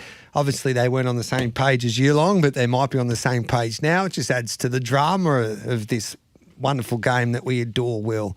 So, but he does need to stand up in a way, Private Harry. Definitely does. And I guess it's easy not to have an opinion. You know, Yeah. It's harder to have an opinion because you can sort of go out on a limb. Yeah. So you're not going to knock them for that. And are they under pressure? Yeah, they are. But there's a few other slot holders, in the Everest that sort of aren't flying going to it as well. So they're not alone, and that's sort of an issue, getting a slot so far out. Yeah. All right, then. A few questions before we say goodbye. Would you ever put blinkers on Vauban, Am? Oh, it's never even been discussed. I don't think so. Okay. I don't think that's a tactic that we have up our sleeve, but you never know. No, you never He's know. still got a month to go into the Melbourne Cup. If it means he'd win the Melbourne Cup, then I'd say absolutely. But at the minute, I don't think we need them up our sleeve. Trying to calm him down, aren't you? Not wake him up. Bravo, Vauban. What about who's your best chance from the Mar camp anyway for the Metrop? For the Metrop, I'd say Royal Supremacy. Okay. Yeah, over race in that small field at Newcastle the other day. Soul of Spain got the right run. So if you draw the form line through them, he's a proper stayer. He's got great form over 24 and 2,800 metres in Europe, and he's got a bit of class, and he's progressing the right way and down in the weights. Got a good barrier. Robbie Dolan knows how to win a staying race. So A few ticks. Looking forward to the open stable day for Gay Waterhouse this Sunday for the owners at Flemington. Hopefully the weather is nice. Is that so? If you're an owner, you can go to Gay's open day. You should be cooking your barbecue, no doubt, there, Emma. Yeah, she'll have the Pommery on ice ready to go. She'll be down there with Bruce Slade on Saturday.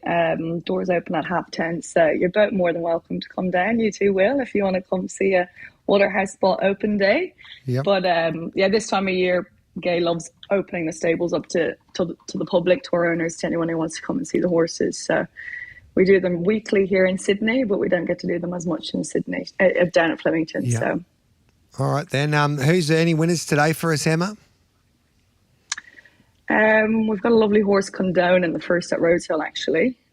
He's Coolmore's Cup by Justify. It's his second start today. He ran a massive race on debut a couple of weeks ago. I think he'll give them something to follow, something to chase today. He's a lovely horse. Who's your best two-year-old? Who's your best two-year-old on Saturday? Oh, we've got some lovely two-year-olds on Saturday. I'm your Huckleberry in the Breeders' Plate, though, with Adam Hieronymus for a wonderful ownership group. He looks like a three-year-old already, that horse. He is absolutely beautiful. He's got the most amazing temperament. I'd love to see him run a big race on Saturday in the Breeders' Plate. Will, have you got a winner for us? Winner, race 2 in Sydney. Blinkers are on, ready to go. Ripley, the 2-done hot colt. All right, beautiful. That'll do us. That's all we need. Hey, Emma, thanks for joining us. What a wonderful debut on Love It or Leave It. We appreciate that. We'll have to get you back soon. Good luck for the rest of the carnival, for the Waterhouse and Bot Camp, and we appreciate you coming on Giddy Up. Thanks for having me. Have a great day. There's Emma Coleman there. Good on your Will. Superb stuff. Thanks, Kirky.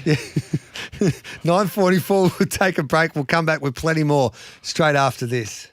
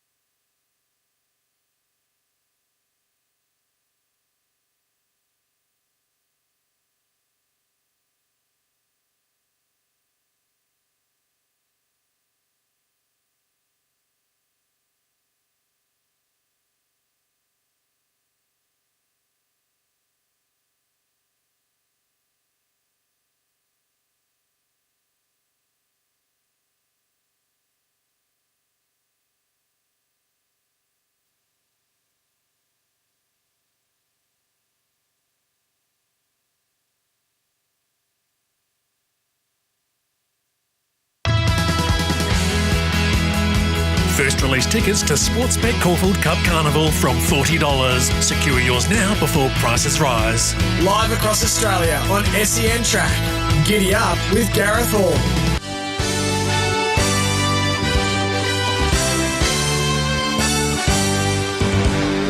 We are the pride of Brisbane town. We wear the roll, blue and gold. Brisbane Lions, back-to-back premierships, and one of the faces of the Lions. You see this man running out. He's been one of the greatest runners the club's ever had. He's a two-time premiership runner. Obviously, he works closely with Robbie Heathcote at Heathcote Racing. I speak of Jaden Shea, one of the great ambassadors for racing. He joins us on this Wednesday morning. Good morning to you, mate. How's things, Jaden? Thanks for having me on, Gareth. I'm not sure about that, the greatest runner of all time, but no, thanks for having me on. And it's been an amazing couple of days. Yeah. So, how did you get into racing? I was at the Western Bulldogs. Yeah. I was down there, and Will Hayes and JD Hayes. They both played VFL, and obviously Will got drafted to the Dogs, and I just pestered Will for a job at Lindsay Park down the road at Flemington. So that's where it all started. So basically, you met Will at the Dogs. You're a racing fan, and then you got a job at Lindsay Park. What was it like working under the boys there at Lindsay Park? Oh, it was fantastic. Well, look, I loved my racing, but I'd never handled a horse in my life. Yeah. But within the first couple of months, I was strapping and making the most of it, and I absolutely loved it. But the boys just sort of threw me in the deep end and just said go for it. So it was it was quite an amazing experience down there at Lindsay Park, and that's how I met Rob. Obviously, Rob had Rothfire down there, one of the carnivals, and we just got talking and. That's how I ended up meeting Rob and working with Rob. So could you believe what Will was doing? He was playing like a professional sport in the AFL when he was on the Doggies list, and I think he was with the Blues as well. But was he still riding track work back then? It's a funny story. I don't think I was supposed to say that he was riding track work, but I think he might have jumped on a horse here or there. But it was funny because I used to get to the club pretty early, but there was always one car in the car park before I got there, and it was Will Hayes. So. Yeah. He was obviously getting up from the track nice and early, and I'd always find him in the spa just relaxing. So before he had to go training, which was quite amazing. Doesn't Bevo like a punt from time to time, Luke Beveridge? I see him. I think so. I think Bevo likes a punt from here and there. But like all the footy boys, mate, they all love a punt. But racing is just an amazing sport. Yeah, it is a great sport. And the Brisbane Lions, I know a few of the lads, it's a great racing team, isn't it? It is a great racing team, and at the top is Darcy Gardner. Yeah. He's got plenty of horses floating around the country, and he's got one famous one with Robbie Demon Darb. Yes. Which goes well. So, it's always nice. The boys love the racing, as you said, and they're always checking the results or seeing what's up and coming. Yeah. So, it's good. It's a good mix. Stay with us, mate. Go and get yourself a cup of tea. I've got to take a quick break on the other side of it. We'll continue on this chat with Jaden Shea, of course, the runner for the Brisbane Lions, works alongside Robbie Heathcote there in Brisbane, and he's telling his story, which is a great story. So we'll come back with more of Jaden straight after this.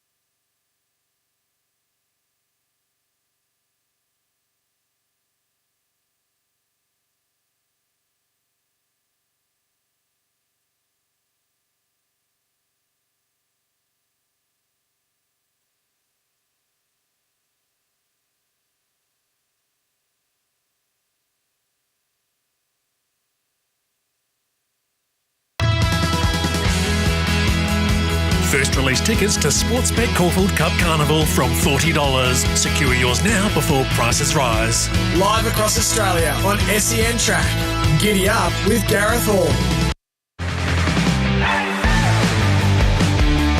Welcome back to Giddy Up. The fields will be dropping shortly for the Turnbull Stakes, also the Bart Cummings. There's got a couple of horses that have accepted for both the Bart Cummings and the Metrop, so we'll let you know as soon as we know regarding what horses are going where, but we can tell you that $6.50 didn't last long when we mentioned that Buckaroo's not going to the Turnbull Stakes. He's going to the Might and Power Stakes. He was $6.50 when we announced that on this morning with Bet365.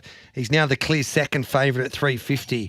Treasure the Moment at $1.09. He's the favourite. It looks like it's a battle between those two gallopers in the Might and Power Stakes. Treasure the Moment taking on Buckaroo. Sir Delia, Saliana, Light Infantryman, Pride of Jenny. Light Infantryman might be going there, but Pride of Jenny isn't. Linderman's at $15. Moira at $15. Another Wheels in the Paddock. Mr. Brightside's not going there as well. So that's the story there regarding the Might and Power Stakes. We've got Jaden Shea on the line, the runner for the Brisbane Lions who works for Robbie Heathcote. We'll continue our chat next.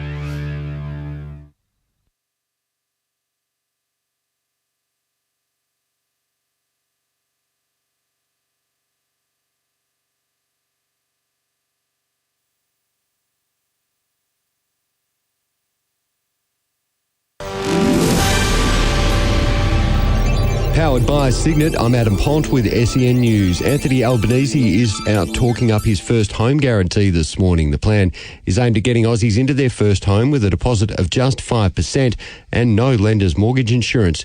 Critics of the scheme say it will result in a big jump in house prices, but the PM disagrees. Already 185,000 Australians have benefited from this scheme. With minimal impact on prices, Treasury did modelling. They suggest a very small increase. Well, the attention now turns to November for homeowners to see if they'll get an early Christmas present from the RBA, the central bank, deciding to leave the cash rate on hold yesterday due to the monthly inflation indicator showing a rise to 3%. The next chance of a cut hinging on the upcoming quarterly inflation data from the ABS. But NAB chief economist Sally Auld says things might not budge until well into next year. What we're really seeing is the bank possibly setting up the market and households more generally for an expectation that they might just be on hold for a protracted period. A large earthquake has hit the Philippines. At least 20 people have died in the 6.9 magnitude tremor northeast of Bogo City. A number of buildings have been damaged and power is out in several areas. And Nicole Kidman and Keith Urban are officially getting a divorce. The actress has filed papers against the country music star, ending 19 years of marriage. sen.com.au sport coming up next. Shaping up as a busy off-season for the Hawks, the club not just chasing Essendon midfielders. Assistant coach Brett Ratton telling SEN they've got a few other roles to fill as well. We've got head of development, the box hill coach and a spot in development. You know, by the end of the year, people have changed spots and movement and things like that, so pretty exciting.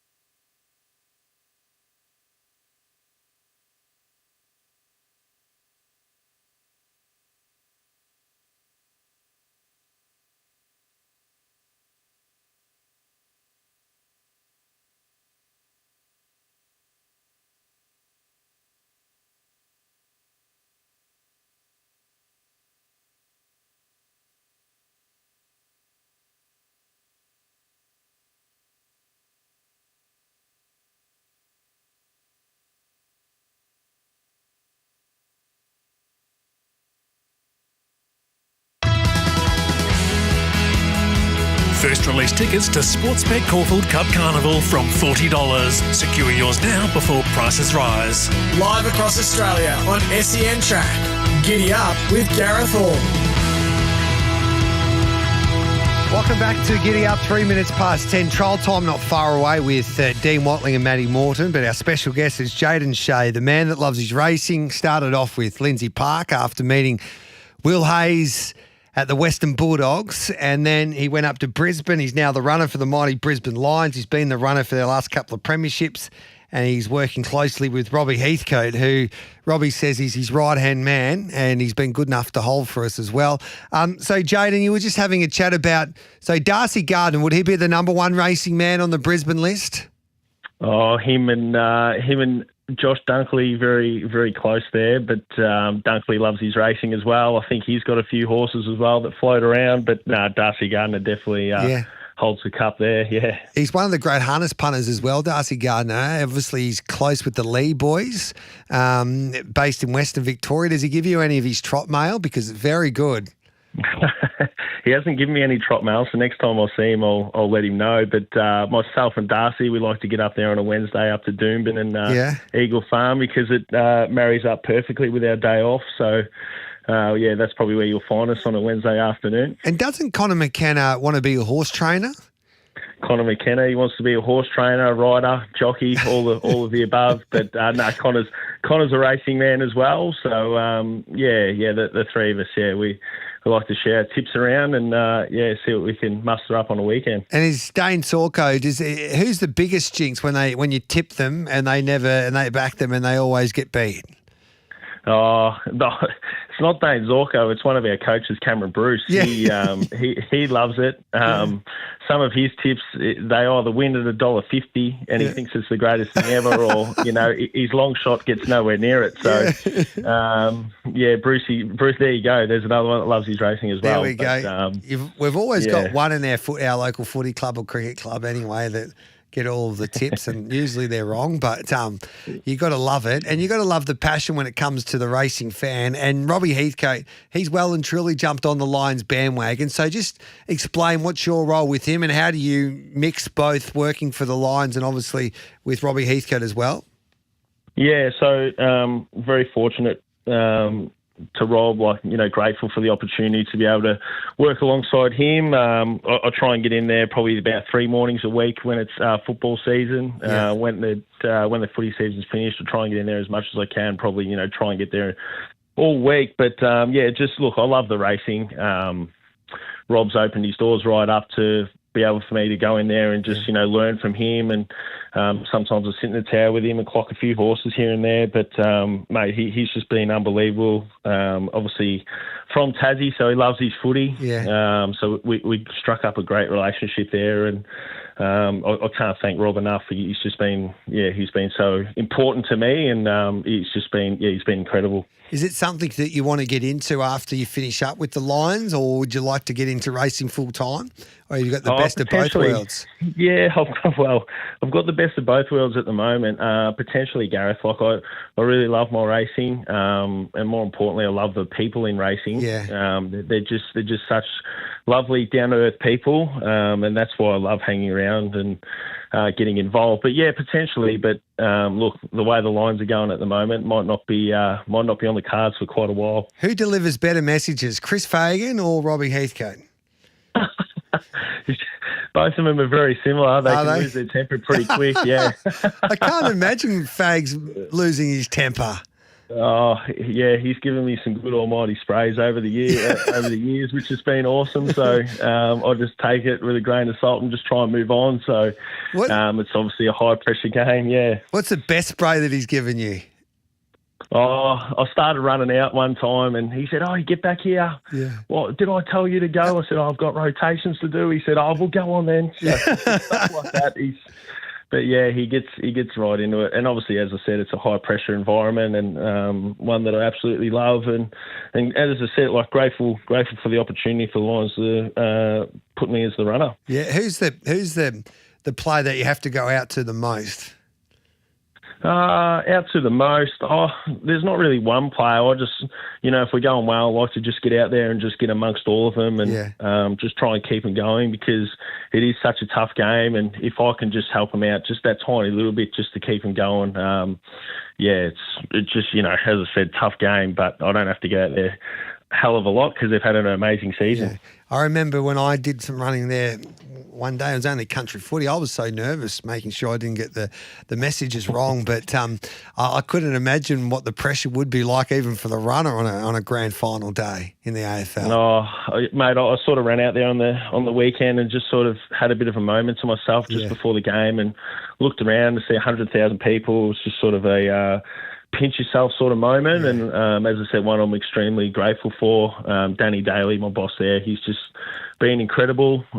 He's a punting man. He loves it. So there's another one. Yeah. Oh, so Danny's right into it. But I'm really grateful for Danny because he allows me to be able to enjoy the best of both worlds of racing and footy. How good's that, mate? And the last one before we let you leave, is there any chance that Rothfire could borrow the hyperbaric chamber that Lockie Neal's been in? He might have to, unfortunately. But look, Rothy's been an amazing racehorse and one that I love dearly. I actually snuck down there on the Friday night, the night before the grand final to watch him run. It was a little bit disappointing result, but Nash had nothing but high regards for him, so hopefully he can bounce back. Yeah, that would be great, mate. And you're going to the races today. The whole squad will be there. Any winners for us? Probably Heathcote got one for you today. I rang Rob this morning just to make sure that I covered everything off and don't give your listeners a bum steer. But we've got the one I love him is Keep Safe in race 7.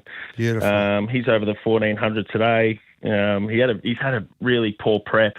But he's the type that will bounce back. He looks good. He's been working the house down. So I reckon one of the longer odds at about the $14 mark. I reckon we might be able to jag him home. Beautiful. So that's at Eagle Farm today in race number 7. Yep. Keepsake. I'm just having a look at the number there.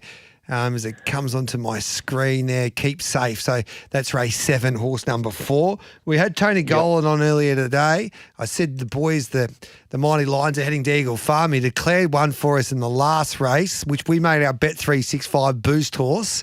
It's Now Is the Hour, which is a fitting name for a premiership team. Now with the hour, Yeah. So, and then in the first race, Paulie Sebastiani, who was he keen on? He was keen on the first starter, Carter. First starter, mate. Yes, first starter. That's the one from the wide gate. Hey, Tony was actually down there, getting amongst it. He was at the after party, Tony. Was he? Down there, was he? Yeah, there's one for you. So jumped on the bandwagon. He's jumped on, which is great. But the more racing people, the better. Yeah, 100%. Who else loves the AFL there in Brisbane? Oh, James Healy up there at the Sunny Coast. Yeah. Timmy Wilson there from First Light. Yeah. I met a good friend of mine who actually straps Mr. Brightside, Will Evans. Yes. He's a really good friend of mine, and he's a massive West Coast supporter, but he jumped on the Lions bandwagon through the final series. So 100%. I thought I'd shout him out. He's a great man, Will, and he's obviously got a high pressure job in strapping Mr. Brightside. So yeah. No, it's great, mate. Well done. We're bloody proud of you. Good luck at the races today. Well done to the mighty Brisbane Lions. And I think it's a great story. It's a fascinating story. The runner for the premiership team that gets the messages from Chris Fagan, loves his racing, which is great to see, mate. And good luck for the rest of the carnival. Thanks, Gareth. I'm looking forward to seeing you up here at some stage soon, mate. So we'll get the cup in your hand and we'll get a nice photo. No, I'd love that. That would make my day. I'm going to have my $100 this week. I'm going to back you right in. The $100 plan. We're going to go straight to Eagle Farm with Bet365. What price are we getting for Keep Safe? $11. It's firmed in a couple of points as you've been talking, so obviously everybody backs your mail. We appreciate you, mate. Well done, and thanks for joining us to tell your story. Loved it. Mate, thank you so much for having me on. I really appreciate it. Thanks, Gareth. What a good man, Jaden Shea. That is a great story. 13 minutes past 10. Now on Giddy Up, it's time for Trial Time with Dean Watling. Hello to you, Dino. Good morning, Morning, Dino. G. That was a good interview. I'm surprised you got me, G? Yeah, I got you loud and clear, brother.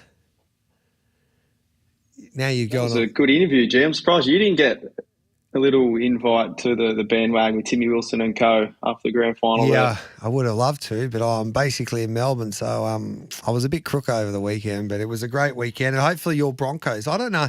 Actually, I'm going for the Storm this weekend. Hopefully your Broncos are brave anyway. What? Yeah, I'm going for the Broncos. going for the Storm. Well, that.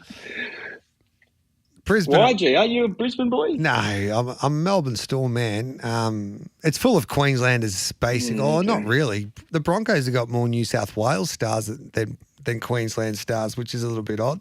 But yeah, it's going to be a great game on Sunday. Yeah. What's your tip for the big one?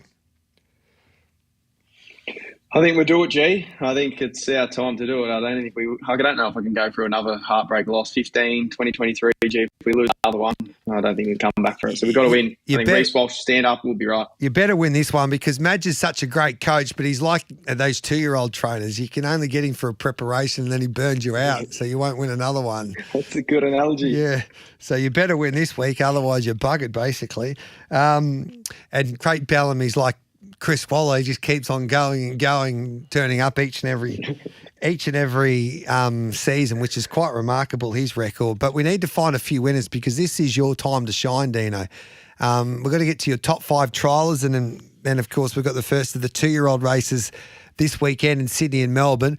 Pontevedra is the first horse that caught your eye, trained at Scone by the Gavinich and Massara camp. Tell us why this horse, is it your number 5? I better get this right. Yes, it is number 5.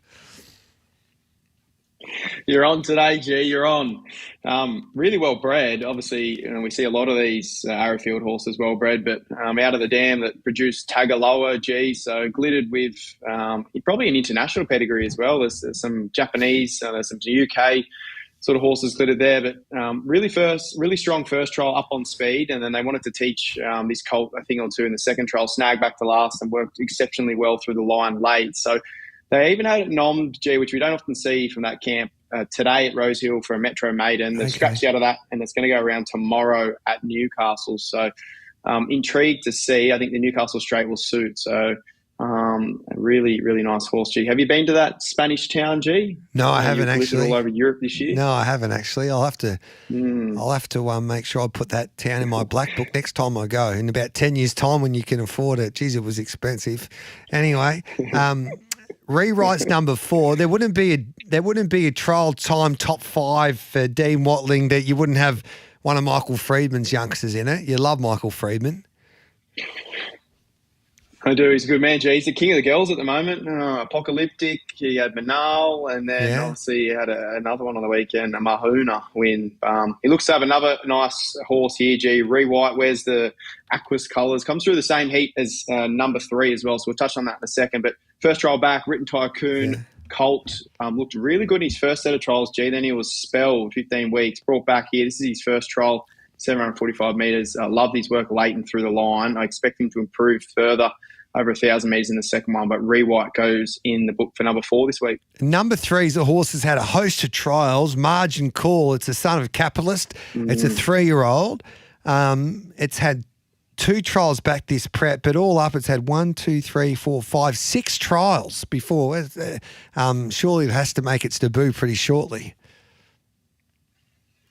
Yeah, it's a concern, G. Off those trials before, you couldn't back it with stolen money. I think the key gear change this time in is gelded. So as a colt in those first 4 trials, 2 trials back this prep, he's been gelded. So they've been impressive. First one was sort of so-so. He's just there to do a bit of work. The second one behind, beating home Rewhite, was outstanding. I thought he was good through the line. Cathedral Cove trialled good in that heat too. Time was slick on the morning. So I think the first 3 across the line, placed right, G. Provincial, we're not talking sort of star horses, these 3, but I think Margin Call, gelded in this prep, can break the maiden.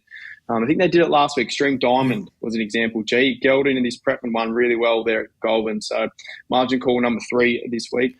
Then we go to a 3-year-old filly by Schnitzel out of Festival Miss, beautifully bred, owned by, of course, who owns this horse? Strawberry Hill, of course, Singo, in the famous Singo colours. It was Deer Dye. They changed it to Arse Dye. And it's your number 2 trialer. It is, G. Jared O'Brien and San Alexio, they're going underrated at the moment, G. Often they're a bit longer in the market, but they're striking terrifically at the minute. And I think they've got Ask Die going really well. First trial, similar setup. It wasn't asked for a whole lot, but I love when he's stable. And Sterling touched on it a couple of years ago with us, G, when we had me on the program, that they like to give him a soft first trial. And then the ones that are ready to win first up, they often give him a steady or a solid second hit out. She had that over the 900 metres at Rose Hill, beating Sassy Abbey and a couple of others, but the time was really slick, good margin. Can't see any nominations. That was back on the 23rd of Sep, so hopefully not an issue there, G. Still active, but I think she'll be off the races too, and she's number 2 this week in the top 5. All right then, mate. And number 1? Big Tiger, G. Really nice black gelding colt, for Waterhouse and Botcamp. Had a sharp first preparation behind the likes of Nazwa, Crocodile, Aerodrome, trialled up really well, spelled 22 weeks, brought back. This is its first trial. The winner of the heat, Crudo, was having its second trial, so I always love that. What I liked most was the work through the line, especially for these Waterhouse and Bot gallopers. So look for that horse to improve an absolute stack, but he's got a big engine, lovely action. If you get a chance to watch his trial, he's just an out-and-out racehorse. So keen to see where he gets to, Big Tiger, but want to latch onto him nice and early, G, off that first trial, and he's our number 1 this week for our top 5. All right, then. Beautiful. So just going through your top 5, Pontevedra, Rewrite, Margin Call, Ask Die, and Big Tiger is number 1. What about the trials from Friday? Yeah, it was a bit of a lean week, G, in the sense of trials. But Friday we have 22 heats and our second lot of Sydney heats for 2-year-olds. So Golden Mile, Raging Force are probably the noted ones. Back for the older horses, but wanted to touch on Heat 8. Chris Waller steps out his first 2-year-old for the season. We don't often see him this early, and a couple of good 2-year-old judges, Cameron on Twitter, have sort of been tweeting this out, but Viva Invincible steps out, G. $900,000 purchase by Mulcaster. Where's the Richie Silks, the Autumn Boy Silks? Yes. But the second dam produced Switzerland and has Saboog in the family too, so we don't often or ever see Chris step any out pre-Christmas, or let alone this early in the trial. So fascinating to see what Viva Invincible does there on Friday. Heat 8, G. So beautiful. I know you're a good mate, Guy Mulcaster. Maybe you can get his opinion on this horse. He doesn't give much away, but we'll ask him next week anyway. We'll see how we go. Any horses that we need to be backing from your black book? We've got a couple today, G. Sirloin in race 1. I think it's a big price. I know the favourites look well enough found, Sapporo and Shangri-La Boy, but Sirloin, the 11, I like this galloper a lot. And race 2 is the one I really want to back, the 9, Perfect Apple. Debuted in that Autumn Boy Central Coast race back in the autumn, brought back 2 really, really strong trials. And your good mate James McDowell's in the saddle, G. So they're the 2 today. And tomorrow, Pontevedra goes around. So all eyes on that galloper at Newcastle. All right there, mate. We'll back that horse definitely there tomorrow there at Newcastle. Good on you, Dino. We'll catch up with you a little later on there for Bag of Tips looking at Rose Hill today. Thanks, G-Man. Time for a quick break. Matty Morton will be our next guest as we look at some of the better trials from Victoria over the last week.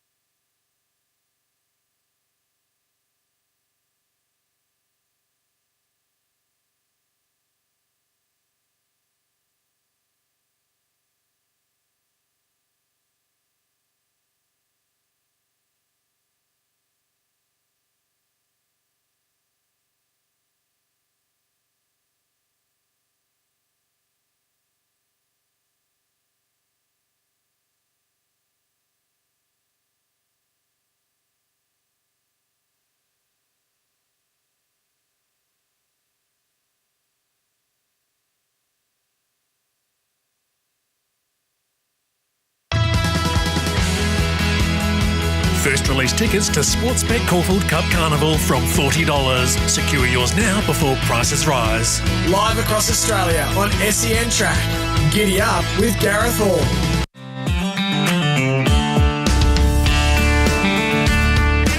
Welcome back to Getting Up. Time to have a look at Matty Morton's top 5 trailers now. I think there might be a problem with the Telstra line up there in country Victoria. We can't find Matty. I've went through all of his top 5 trailers. He's got an interesting one, Johnson, who's a son of John Snow, a 4-year-old, that will be going around in a super maiden at Kembla Grange over the 1,400 metres. Bjorn Baker prepares. Oh, he's ready to go. Matty, we didn't know where you were, brother. How are you? Yeah, good, Gareth. We've got Telstra working down here this week, so my phone's not working terribly well. Oh, there you go. Well, at least it's not Optus. But it's good to see we got you on the line. What about Johnson? So this is a horse that is trained by Bjorn Baker, former Kiwi. Absolutely. He went at Randwick on Monday, the Trice race, Kiwi import Johnson. He looks another likely type for the Bjorn Baker stable. He followed a soft trial win at Hawkesbury against moderate opposition with a similar display on Monday against opponents with black-type form. Yeah. So he stepped up considerably with the opposition there, over 1,200 on Monday at Randwick. He went around in the Wellington Guineas at his second race start in New Zealand, so they must have a high enough opinion of him at that stage, and he certainly looks ready-made maiden winner here in the near future at 1,400 plus, and maybe will be capable of a lot better than that. Okay, we'll see him at Kembla Grange on Saturday. Number 4 is Sabrina. This is a Blue Point filly in the famous Amelia Park colours for Peter Walsh in Western Australia, trained by the McAvoys. You don't mind this filly by Blue Point, who will step out on Saturday at Flemington in the 2-year-old race.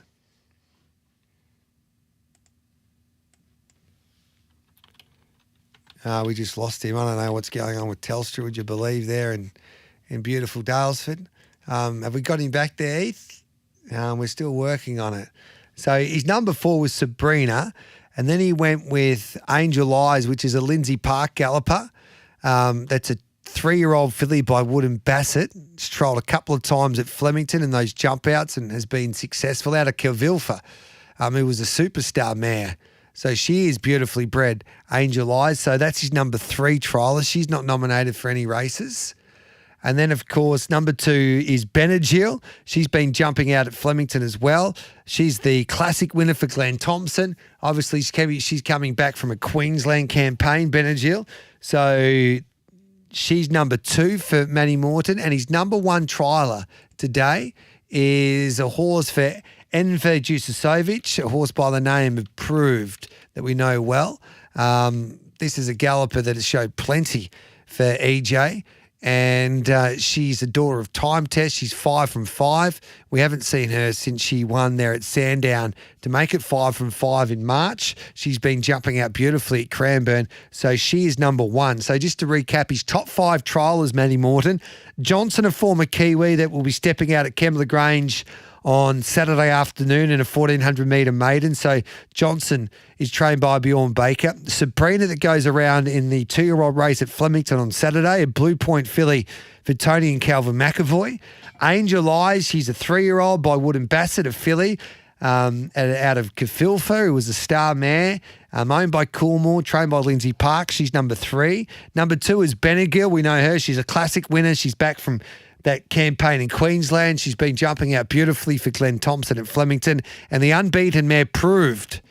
She's 5 from 5. She's by Time Test. I wonder if EJ's got her in the nominations. Not yet, but she's jumping out. So looking forward to seeing her back at the races, that 5-year-old mare. So that is trial time on this Wednesday. It's 10:31. Let's take the news. Then Hong Kong Corner will be next.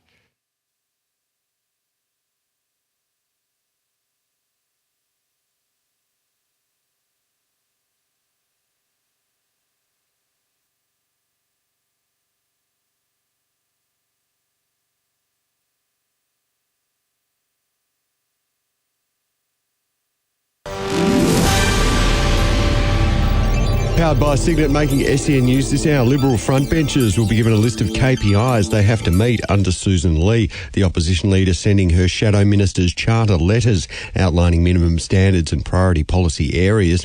The attention now turns to November for homeowners to see if they'll get an early Christmas present from the RBA after the cash rate was left on hold yesterday.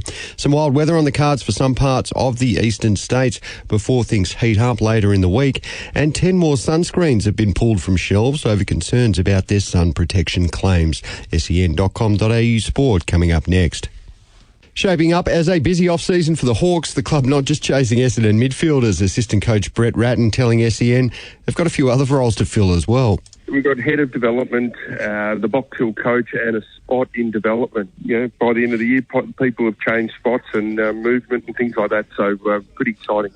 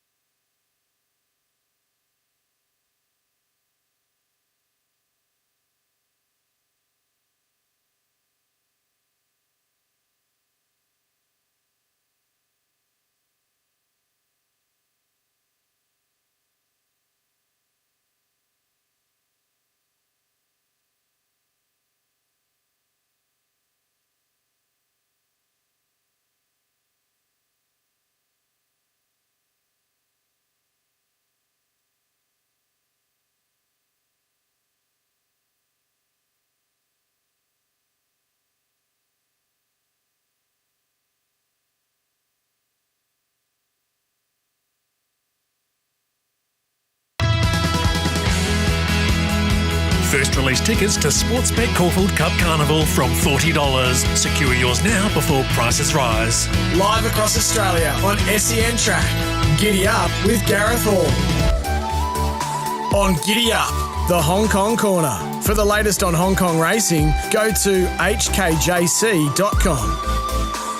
Big night of racing tonight from Sha Tin. And that is the venue, usually Happy Valley on a Wednesday, but we've got the highlight. There's the Group 3, the National Day Cup over 1,000 metres. Tom Wood joins us to kick off Hong Kong Corner. Thanks to the Hong Kong Jockey Club. All you need to do is visit hkjc.com. The first race, in fact, is this afternoon at 3 o'clock. As I say hello to you, Tom. Hello, Gareth. Looking forward to today's meeting there at Sha Tin. Yeah, day meeting today, public holiday, and it's going to be fine, hot, and the track is rated good to firm for the 10 races today, all on the turf. And as you mentioned, the feature is the Group 3 National Day Cup, and that comes up for decision as race number 7, and that'll be at 6:05 Eastern Standard Time, and just a field of 8 going around. Obviously, it features Wunderbar, the horse that beat Kaying Rising on 2 occasions. He certainly hasn't gone ahead in the same leaps and bounds as Kaying Rising has. Last year's winners in the race, Beauty Waves for Zach Purton, but a different setup for him this time round. He's got top weight to carry. Last year he was carrying the 115 pounds. He was from a different stable as well. Of course, he's now with Tony Cruz. Invincible Sage for David Hall. James Orman hasn't won, of course, since the Chairman's Sprint Prize of now 2 seasons ago. And Fast Network, Magic Control, the former galloper out of Victoria known as Archo Nacho. And first up in the race is Baby Crystal, who's got the lightweight and is 7 pounds wrong in the handicap. All right, then who are you tipping in that race? Actually going to go Magic Control. I think he's probably been set for this race a fair way out. He ran second in this race last year. He carried a lightweight of 115. He's got 124 to carry this time round, and he ran Beauty Waves to half a length in that race. He's been running a lot over 1,200 metres. He's just clearly not a 1,200-metre horse here in Hong Kong. But back down the straight, that's his go. He's never missed top 3. He's won 3 times from 6 starts, course and distance, and Vincent Ho rides for Cody Moe. So settling with Magic Control in that race over Beauty Waves, so the same one to the same Quinella as last year, and Wunderbar there for third off 2 trials. Huey Bowman riding for John Size. He's actually dropped 27 pounds, Wunderbar, and he ran well course and distance at the back end of last season when defeated by Beauty Waves. Beautiful. Huey Bowman's had a pretty handy start to the season. Obviously, Zach had a big day on Sunday. He's 10 wins. Bowman on 5. He's in front of Bedell and Bentley at the moment who are on 4. What about outside of the feature? What are we backing this afternoon there at Sha Tin? Outside of the feature today, I didn't mind in the second race early on, Aurora Patch Race 2, number 3. There was a lot of merit in his run last start. He drew wide in that race. The race was won by Spicy Standard, and he ran Packing Phoenix to a short margin over the weekend at Sha Tin. So the form has stacked up around that horse, and I think he'll be tough to beat today in the second event, Aurora Patch for Hugh Bowman. And Manfred Man from barrier number 2, that's a big positive. Outside of Aurora Patch, Invincible Ibis, he's knocking on the door. He's desperate for a win, this horse. He's placed in all 3 of his starts. He's up in trip, but he's got barrier 14, but Zach's jumping on board this afternoon for Mark Newton, race 6, number 3, Invincible Ibis, and we've already thrown out Magic Control. He might actually be a little bit of value in that race this afternoon, the National Day Cup Magic Control in race number 7. Having a look at the tote at the moment, he's around 9.4, so be happy to take that with a horse that goes well down the straight. When do you start to take notice regarding the tote, and what odds do you think you might get there? All in the last sort of few moments is when all the serious money goes on board. Yeah. So Gareth, the computer teams get involved. Then obviously they've got their algorithms and the syndicates. That's where the late money goes. So the biggest changes you see here in the market are in those final 2 minutes of betting. I think I had one the other day that I was keen on. He didn't do too much in the end. He ran an okay race, and he was 12 or 13 to 1 in the paddock, and then all of a sudden in the final stages of betting he went off a 4.7 favourite. There you go.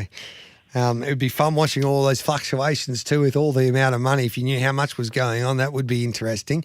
The last one before we let you go, we've got Mark Newnham on. He's had a wonderful start to the season. He's just trailing Casper Founds by 1 in the premiership. I know it's early doors, but My Wish, that was impressive. Held up, got out late and went bang.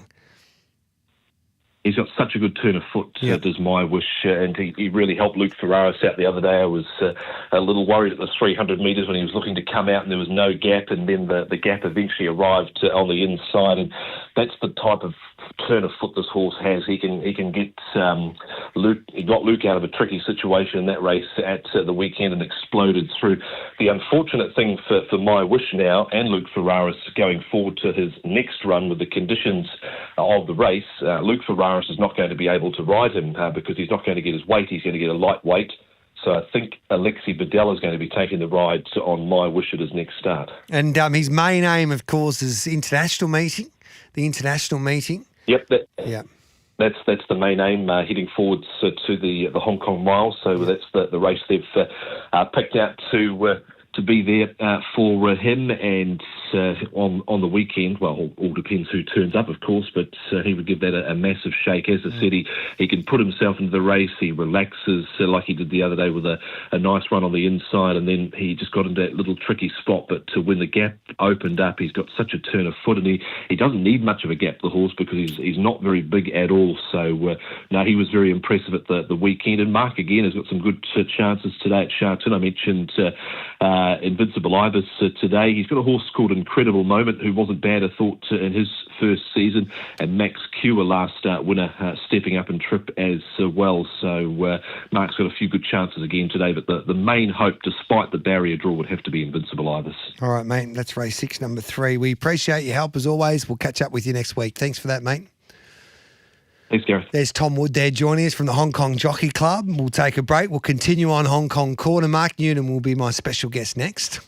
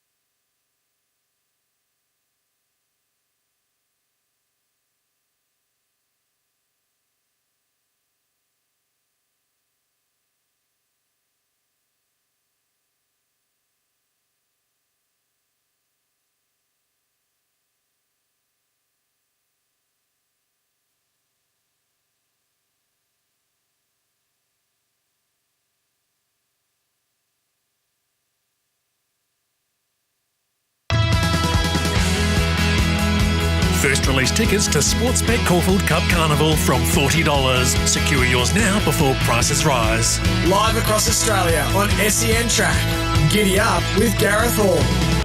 Packing her mods a length away, called upon. My Wish looking for some room. Then came Happy Together, moments in time. Patch of Theta and Mark Wynn. Co-partner Prance leads. He's been patient for Aris. The run's there for My Wish. In the meantime, Happy Together's joined in, but patience is a virtue, and it is for Luke Ferraris as My Wish hit the gap and won the Celebration Cup from either co-partner Prance or Happy. So there was a few nervous moments for the backers of My Wish, but boys come a long way in a short amount of time. Mark Newton's done a wonderful job with him, and he's on track for a big preparation. He was crowned the most improved horse last season in Hong Kong, and he's been able to continue on that improvement, it looks like anyway, with that first up crush at Sha Tin on Sunday. Mark joins us now. Good morning, Mark. Well done.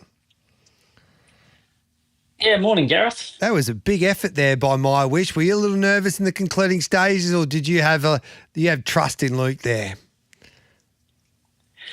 Oh, no, I think, and he didn't have a nervous moment. Was tested in the result. But look, I had said to Luke, when we spoke pre-race, he was a little bit worried about that situation where he'd end up, the defence and getting out of trouble. And all I said to him was trust the horse. Yeah. We think we've got the best horse and we know he's got great acceleration. So, he was patient enough to wait for the gap and tried not to force anything, and then the horse was good enough to take advantage of it. He's come a long way, hasn't he, when you purchased him from the Newcastle trials? Oh, absolutely, yeah. If you'd have said to me then that we'd be in the position we are now, I very much would have doubted it. He's not the most impressive individual, and he hasn't got an outstanding pedigree.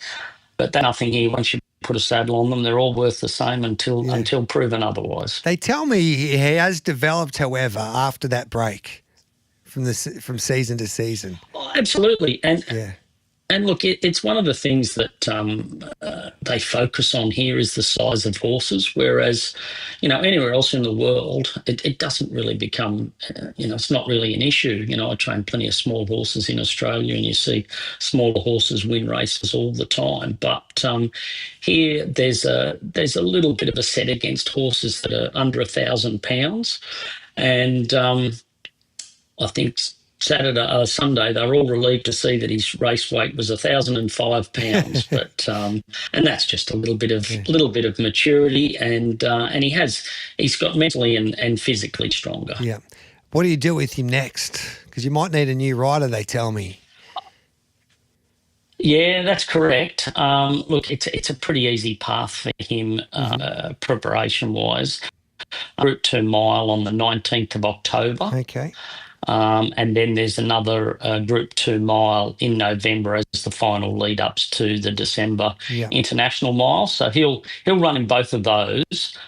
His next start is a handicap, and he'll carry 115 or 117 because Voyage Bubble will be in that race, and he'll carry top weight of 135. I mean, he's rated 134, and our horse is rated 114. So we get a good weight relief, but we don't get Luke Ferraris weight. Can you win? Can you beat Voyage Bubble with the pull and the weights? Oh, look, I think he's got a very good chance to do that. Look, my horse had some improvement to come after the weekend. He hadn't raced for 5 months. He'd had 2 solid trials, but he hadn't run for 5 months, and he's still improving. And we'll catch Voyage Bubble first up with a weight advantage. So it gives him every opportunity. And who rides? It'll be Alexi. Beautiful. All right then. For the stable, and he rides the weight easily. He's got good big race jockey. He's been in Hong Kong for a number of seasons now. You've started the season on fire. You got 6 winners. You're only one off Casper Founds in the premiership. Have you got some big chances there? Sorry, you just cut out there for a second. Sorry, mate. We're just saying it's been a great start to the season with 6 winners already. What's your best tonight or this afternoon? Look, race 6, I've got a horse called Invincible Ibis who's keeps running and placing, hasn't managed to win one yet, and he's come up with gate 14, which is not usually a recipe for success outside gates here because the horses are very evenly graded. But he gets Zach Purton, and he's a horse that doesn't race that well between horses. He does enjoy a bit of room, so from gate 14 he's going to get plenty of room, but he has talent. Beautiful. So that's race 6, number 3. Tom Wood was all over that galloper as well. Zach, we trust. Race 6, number 3 there, Invincible Ibis. Anything else, mate? He did say you got a few other nice chances throughout the meeting. Hugh's been very consistent. He won first up in Class 4, so he steps up to Class 3, but he's drawn a good gate as well.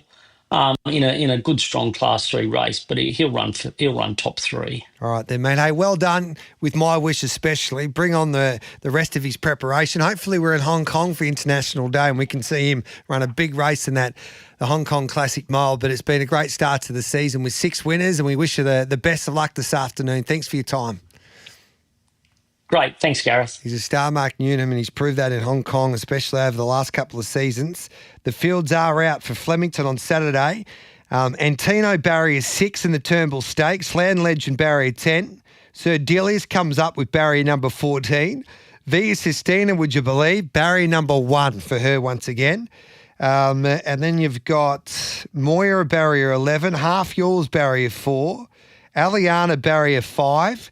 Young Verta 13, Adelaide River 9, Golden Path barrier 3, Middle Earth barrier 7, Deacon barrier 12, Sardozi barrier 2, River of Stars barrier number 8. So there's a little bit of pace with Sir Delius and River Stars there in the Turnbull Stakes on Saturday.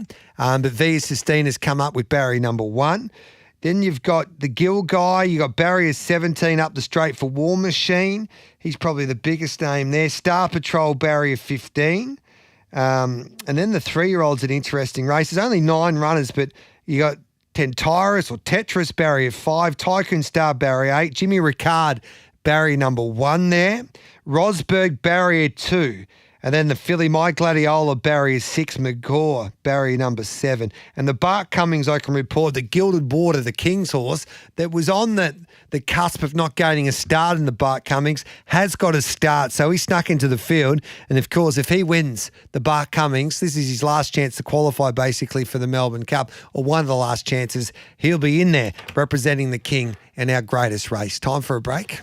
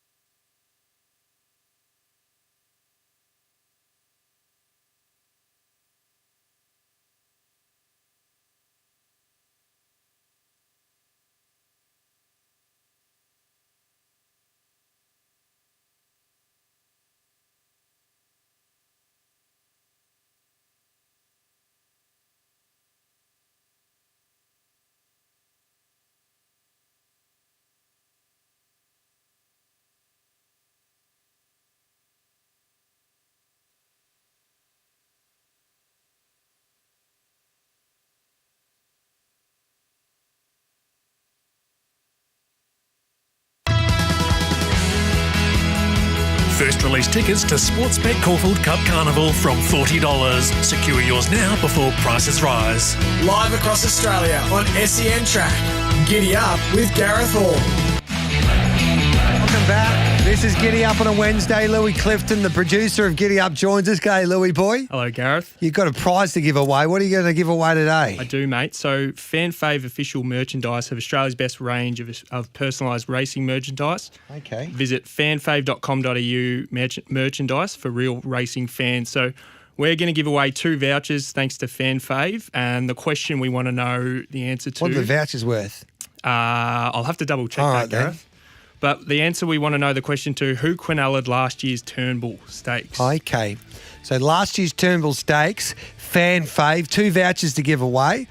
They're great fun, Fan Fave. So if you got your favourite horse, they can put together some merchandise. I might get some Pride of Jenny. I've got a John Sargent one. Maybe as well. some Wooden Bassett merchandise for me. Time for the news.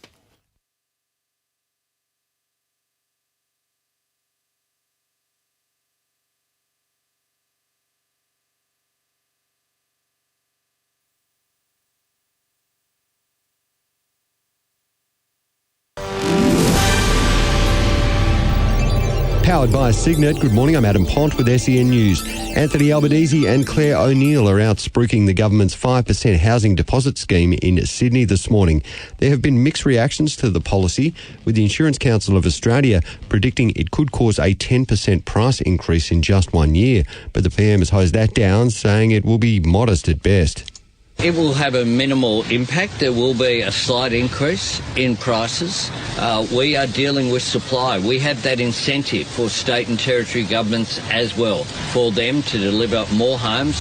A Qantas flight from Sydney has been forced to make a U-turn. The A380 was more than 4 hours into its flight to Johannesburg when it turned around last night due to a communications fault. Over 400 passengers boarding a replacement flight today. World leaders are urging Hamas to commit to Donald Trump's peace plan for Gaza. Yesterday, the US president unveiled a 20-point outline agreed to by Israel to end the war and return all hostages. Anthony Albanese and the United Nations Secretary-General among those to back the move. Trump says he's still waiting to hear from the terrorist group. We're going to do about 3 or 4 days. We'll see how it is. We're just waiting for Hamas, and Hamas is either going to be doing it or not, and if it's not, it's going to be a very sad end. And more sunscreens have been pulled from Aussie shelves, with some offering SPF protection as low as just 4. The TGA is concerned about a base formula used in several popular products. SEN Sports next. Well, as off-season movement heats up, the question of whether you can stay skipper after shopping around continues. Callum Wilkie is remaining a Saint after putting the feelers out. James Hird reckons that's fine. Absolutely, Cal Wilkie can still be captain. I don't think that because you go and talk to someone it means you're disloyal. He's had his head turned, he's had a look, and he's decided to stay. I don't begrudge him that at all.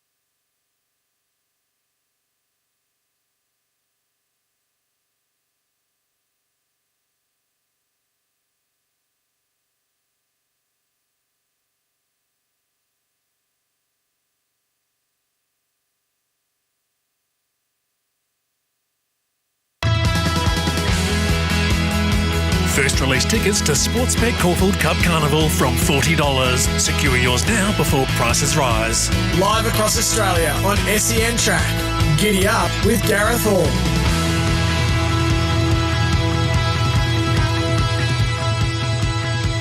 Welcome back to Giddy Up, 4 minutes past 11. As Louis Clifton just pointed out before the news, Fan Fave official merchandise have Australia's best range of personalised racing merchandise. So you can obviously go to Fan Fave, and if you've got a favourite horse, jockey, you can get your own merchandise made up. You can visit fanfave.com.au, merchandise for real racing fans. And as Louis pointed out, we're giving away a couple of vouchers today. And the question is, the first couple of people with the correct answer, who quinelled last year's Turnbull Stakes? Thanks to New Zealand Bloodstock, Jessie Gower joins us here on Giddy Up on a Wednesday morning. Hello to you, Jess. Good morning, Gareth. Good, thank you. How's New Zealand going? Blustery, very blustery here today. I'll be out at Cambridge track work tomorrow morning, so hopefully it calms down a little bit as I have a look at these ready-to-run 2-year-olds as they put the finishing touches on them ahead of the breeze-up. We had a few Australians, they tell me, that were in New Zealand during the week. Seamus Mills was one of those, visiting Waikato. The Waikato, including Waikato Stud there with the Chittick. So it looks like there's a few of the Australian Bloodstock people anyway heading to New Zealand to have a look at your young horses ahead of the sales season?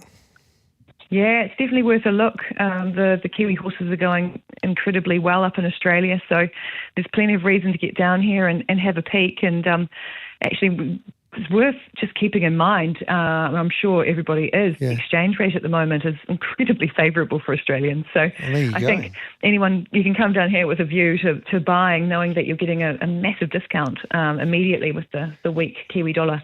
Beautiful. Not only can you buy Group 1 Star, but you can get it on the cheap thanks to the NZ dollar. So there we go. What more can we ask for, Jessie? Now, the question I posed to you, and this is a bit at left field, we haven't organised this question, but who's the best social media who does the best social media work amongst the farms in New Zealand? Because I reckon Sammy Williams with his acting in Little Avondale would be mighty hard to beat. Well, I've noticed there's a bit of a ferocious kind of upgrade across the board here in New Zealand, and everyone's nipping at each other's heels. So you've got a certain bombastic quality coming out of Little Avondale with Sam Williams, but Waikato have upped their game just recently as well. I can't pick favourites. I've been in a heck of a lot of trouble. Do you know what? I'm going to do that next week with your help, obviously, to set me a few. But I'm going to do my top 5 social media sites there from New Zealand farms when it comes to the Bloodstock game. I reckon we'll have some fun there. Yeah, it'll be tough. It will be tough, so I'm looking forward to that challenge. There's plenty to talk about because obviously the Kiwis keep on winning these Group 1s basically, and we've got the ready-to-run sale in November, but we've got the breeze-ups happening in the middle part of October, which is only not far away now. I think it's on the 17th? Week and a half away. So the breeze-ups are on the 13th and 14th of October. So we're really, really sneaking up now. They're, as you know, 2 days, all the horses breeze up on the same surface, a turf surface at Te Rapa Racecourse where we film them and time them. So, we're cranking up towards that now, and it used to get that consistent, comparable kind of footage and times that everybody loves so much for this sale. So, looking forward to that and building pretty rapidly into it. But getting more familiar with the catalogue. Now there's 480 of these 2-year-olds catalogued. It's a slightly bigger catalogue than we saw last year. And as you make your way through it, you see a lot of familiar names. We've touched on this before, but that book one quality is just peppered throughout. And there's 4 or 5 horses out of Group 1 winning mares, and there's horses out of 76 2-year-olds out of stakes before mares as well. So some beautiful quality there. A gelding out of Fox Play, a colt, a Black Saxon Warrior, you like him, out of Anna Bandana, and a couple of Tagaloa colts, I think, out of 2 other Group 1 winning mares as well. So familiar names, and we found that two of the top lots last year were out of Group 1 winners. So buyers seem to gravitate towards those familiar families. And you got some well-related siblings as well. You got the three-quarter brother to Lions Roar, a half-brother to the superstar mare La Creek. You've got a half-brother by Super Seth to Turn Me Loose as well. So there's some well-bred, closely related 2-year-olds that'll be stepping out at these breeze ups into the ready-to-run sale there in November. They're related to a few of the Group 1 stars in New Zealand. Yeah, for sure. Well, actually, some of these Group 1 stars are up in Australia. So, great to have that familiarity, and I'm sure people will clock them as they make their way through the catalogue and become more familiar with just how good a book we're serving up this year. Yeah, and you can watch all of these breeze ups as well. They'll be on racing.com. Obviously, Sky Racing as well, I think, and you can check out all of the breeze ups on your website, and then you get about just over a month basically to prepare and watch these breeze ups, get all of the data information that you need to help you make that decision whether you buy a 2-year-old or not, or which one you try and target anyway. Yep, that's exactly it. So, and hopefully we see some more amazing performances out of the graduates from the sale over spring, so we can sing to the rooftops a bit more about the consistent quality that the sale produces. As you know, 10 Group 1 wins last year came from graduates of the sale, and everything signalling towards more of those, with Mr. B already getting one this season. So it's really exciting, and we're looking forward to getting into the nitty gritty of it. It's a lucky sale, there's no doubt about that, and it's that lucky probably Antino win the Turnbull Stakes and Charles Wolfer win the Epsom for you this week. Yeah. That's all you need. I love that crystal ball. Yes. Okay, absolutely here for it. Thanks for that, Jess. Have a good day. Thanks, Gareth. Bye. There's Jessie Gower from New Zealand Bloodstock. Time now for Tassie time. And Maddie Reid joins us here on this Wednesday morning. G'day, Maddie. Morning, G. Can't wait. We've got night racing back at Launceston finally this Friday. We do. It's a long winter down here in Tassie, as you know, but Lonnie Night Racing back signals that we're coming into some of our better product, and we're only sort of 6 or 7 weeks away from the Newmarket. So really looking forward to getting up there on Friday night. I'll be hosting the coverage with Colin McNiff, who's down on the ground with me now that he's out of the box, and it should be super. Beautiful. So first of the Friday night meets on Friday. Have you had a look at the fields, or they've just been released, haven't they?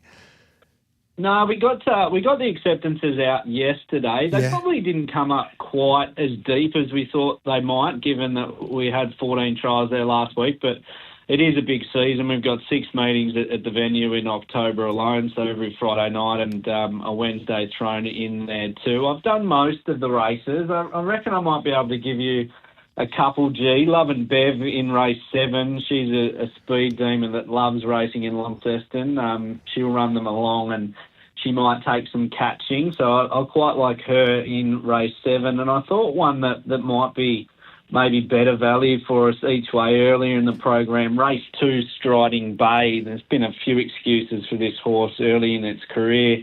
Low draw here, I think it might be able to settle a bit closer to speed, and we'll get a nice each way price. So a couple for us to look for on Friday night. Race 2, Striding Bay each way, and race 7, Love and Bev. Some good news as well for everybody involved in Tas Racing across the 3 codes, with the funding agreement announced for the new season.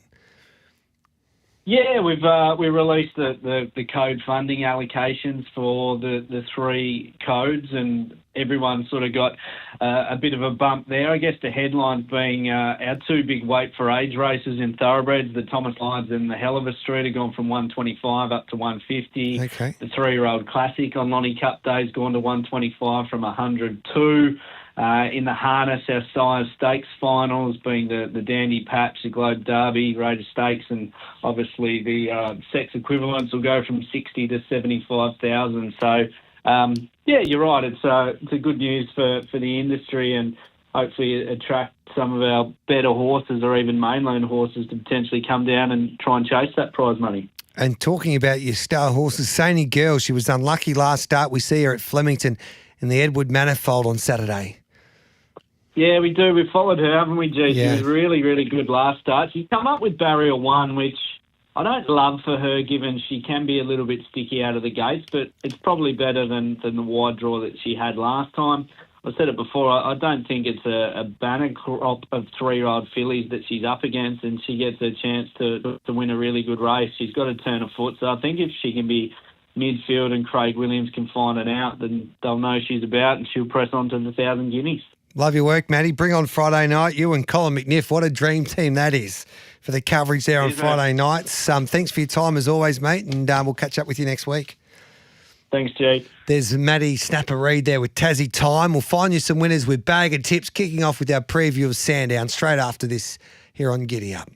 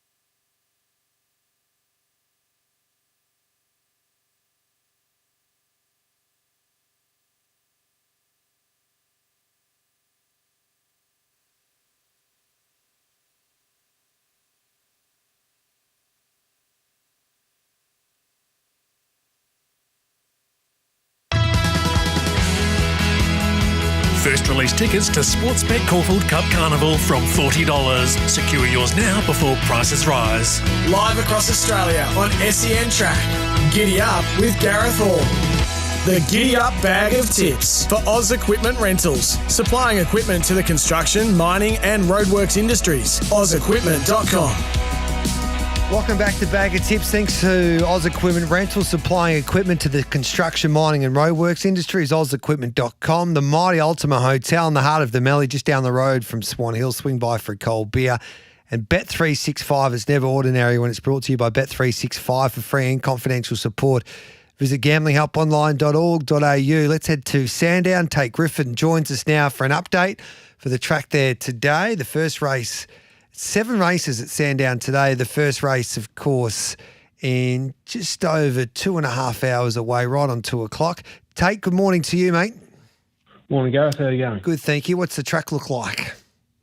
It's come up good 4 this morning. Yep. After 3-0 overnight. So, sitting pretty at the moment. Any showers this afternoon? Yeah, they're tipping a possibility. It's more tipped for later this evening, but there is a chance we'll get a shower throughout the day. Okay. So if the rain doesn't come, is there a chance of an upgrade?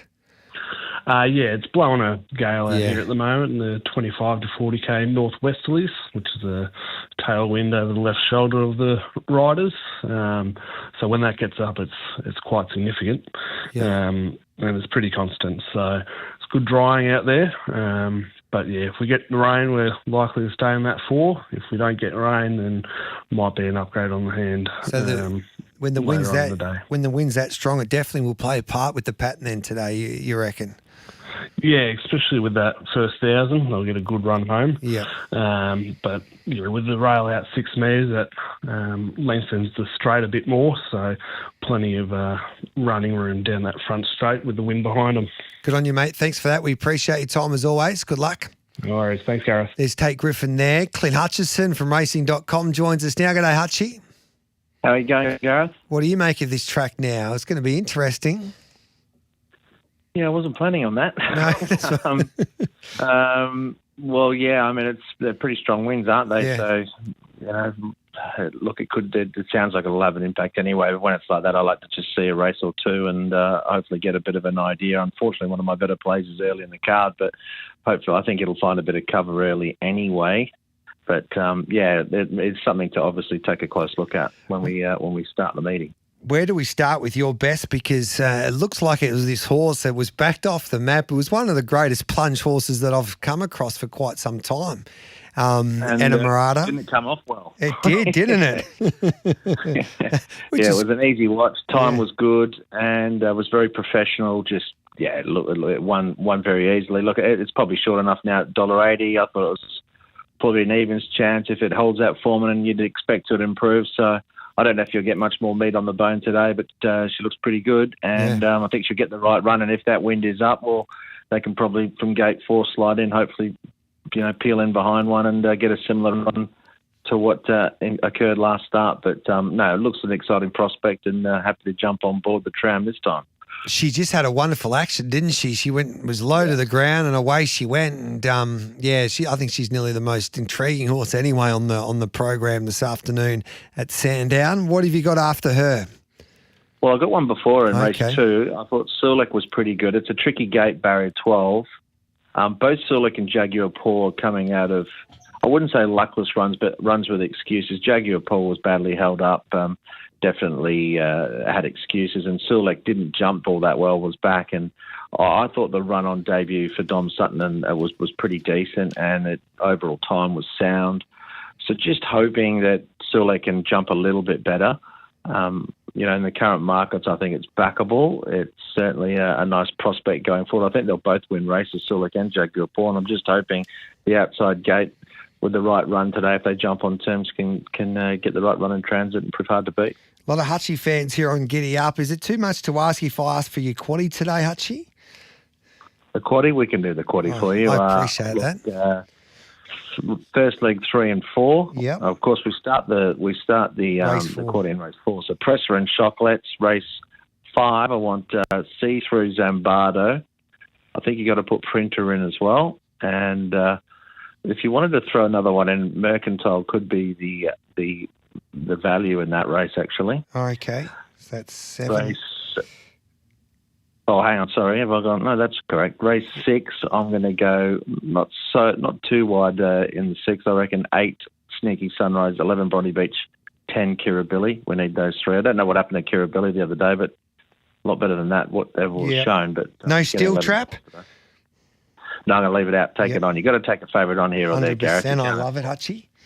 Yep, and in the lucky last, I think this is an interesting race. Gee, there's it's not all that straightforward, but I think the value is actually in my second and third pick. So I'm going to go 4, 5, 6, 7. I think Kallawatta and Male Model both potentially maybe a little bit of overs there, but I'm a more. He did lead up and win the other day, and if facing that breeze is hard, it's going to find it tough and might suit the likes of Kallawatta and Male Model. So 4, 5, 6, 7 in the last. So I hope you wrote the numbers down. Yeah, I did actually. 3, 4 first leg, 3, 8, 7 second leg, 8, 11, 10 third leg, and then 4, 5, 6, 7 final leg. Yeah. Give it strength. Madeline Owen, I don't think she's been riding too much at Sandown. No. Fascinating riding change. First ride with the Male Model named after you. It's $26 into $9.50 here. It's Male Model, not Shoe Model, Gareth. Anything at Shah Tin this afternoon? You don't know what you like. Have you got Shah Tin from? Obviously, you got WA racing at Geraldton. You'll have Shah Tin today on racing.com. South Australian racing at Balaclava and Sandown. It'll be like Disneyland, won't it? Yes. It'll be like Sky One today. I think Huey Bowman will get one early in Hong Kong. Race 2, number 3, Aurora Patch. So it'll be about even money. It'll be very, very hard to beat. We had Mark Newnham on before, Invincible Ibis. Do you like that horse? It's tough game. I really like the horse. I don't like the setup today. It's drawn the outside barrier, and it's a nice horse. He's going to win more races. I'm actually going to play around him today, and hopefully we can find the winner. But there'll be no knock on him whatsoever. Like, he's a nice horse. Mark's got it. Mark's done a fantastic job since he's been there. He's really thriving, and I think he'll have a very good season again. Of course, he won the feature last weekend with My Wish. Yep.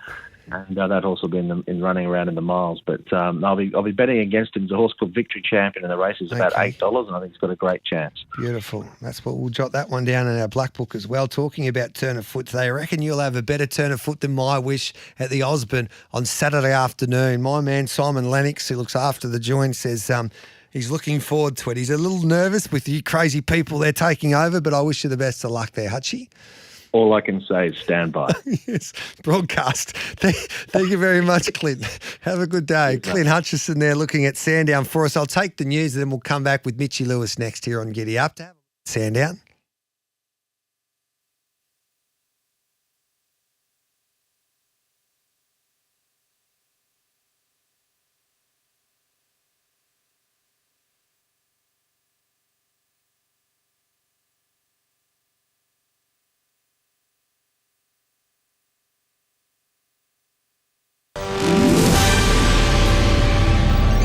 Powered by Signet, making SEN news this hour. The AFL has revealed some rule changes for next season. They've scrapped the centre bounce and the sub-rule. Anthony Albanese and Housing Minister Claire O'Neill outspeaking the government's 5% housing deposit scheme, which kicks in today. There's been a fatal truck crash in Wangaratta this morning, a truckie ploughing into 2 parked ones on the Hume Freeway around 5 a.m. A Qantas flight from Sydney had to make a U-turn due to a communications fault. And more sunscreens have been pulled from Aussie shelves, with some offering SPF protection as low as just 4.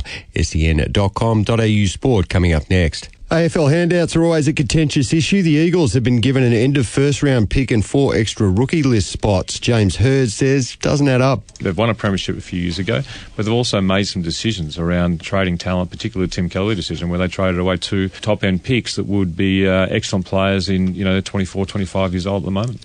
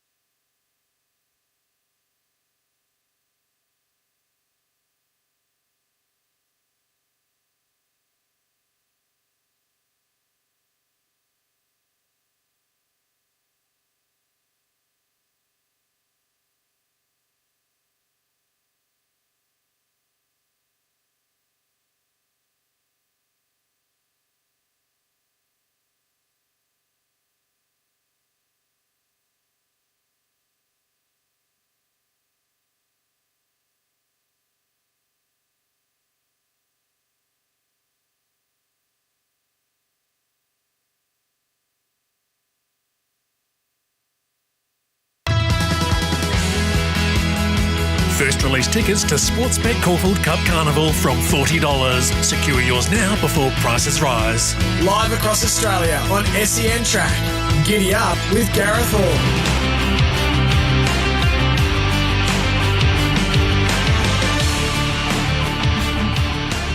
Welcome back to Giddy Up. Time to have a look at Sandown today. We'll go with our full race preview now with Mitchie Lewis, has seen that beautifully of late, thanks to Betsy. Hello to you, Mitch. Yeah, good morning, G. It was a solid hit out last week. We found a couple, but we were there or thereabouts with most of them, I think, and got the quaddie off memory, but I'm not sure it paid a stack. Yeah, so you did okay, I think, so hopefully we can continue on that good form today. The first race is over the 1,000 metres for the maiden gallopers. Interesting runner here, a first starter for Lindsay Park, which is tab number 6, Proficient. The daughter of Lonrose, trolled nicely at Pakenham. She's into 220 now with Bet365. Act Natural's knocking on the door with a couple of seconds. This prep at 280, and then Part the Profit, a $7.50 chance. Final Moment at $8, and then double figures for the rest, led by Smokescreen at $10. Yeah, I think Proficient's probably been pretty well found out of those trials now, G. Short enough, so look, I think she looks a progressive type who can get through this sort of grade, so no knock if you came to back her. I mean, from a value perspective, there's been a bit of money around Act Natural as well for the Stokes team who are going along good. That barrier 1 drawn there on the inside, but back to the 1,000 was just my little knock. So I've lent the way of the favourite. But yeah, she's short enough, I think, in this race. Let's have a look. So what's your numbers in race 1? Oh, sorry, G. Yep, 6, 1, 5 and 4. I thought 5 Part the Profit is another one that'll settle in a good position. All right, then. So that's race 1, 6, 1, 5 and 4. The maiden over the 1,400 metres is race 2. Good little race. And as Clint Hutchison pointed out, both Jaguar Paw and Sulek were good there on debut. Jaguar Paw is the 270 favourite. It's been clearly the best back, this galloper here for Robbie Griffiths. Sulek at 320. Cavalry Scout next best at 460 is 12 into 480. There's a few scratchings here, but that's still a bit of a go on Cavalry Scout. And then you go out to a horse like Paramount Plus at $8.50. You can scratch the 8, 9, 11 and 12 here. Yeah, so Jaguar Paw, Sulek, the one they've come for in the market. Gee, when I did the form last night, it was Sulek that was the favourite. So big move for Jaguar Paw this morning. So he was the one I was keen to be with. I thought he was a little bit unlucky in the straight first up there on debut. That race has proved to be sort of okay with a couple like Keep It Real coming out of it. I think with a bit better luck here, should be hard to hold out, G. That's what I'm hoping for. But drawn to the inside's the query, but 1,400 metres is a tick. So leaning the way of Jaguar Paw, I was 5-7, 1 Paramount Plus if it's a leader's track, and then the 10 Duntullum Lass. So just repeat those numbers again, mate. 5, 7, 1 and 10. 5, 7, 1 and 10 in race number 2. Let's have a look at race number 3 over the 1,300 metres. Scratch the 6 small field. But Emirata goes around here, and as we point out with Hutch here, who made her his best bet on the program, she's a daughter of So You Think. It was some statement there on debut at Ballarat.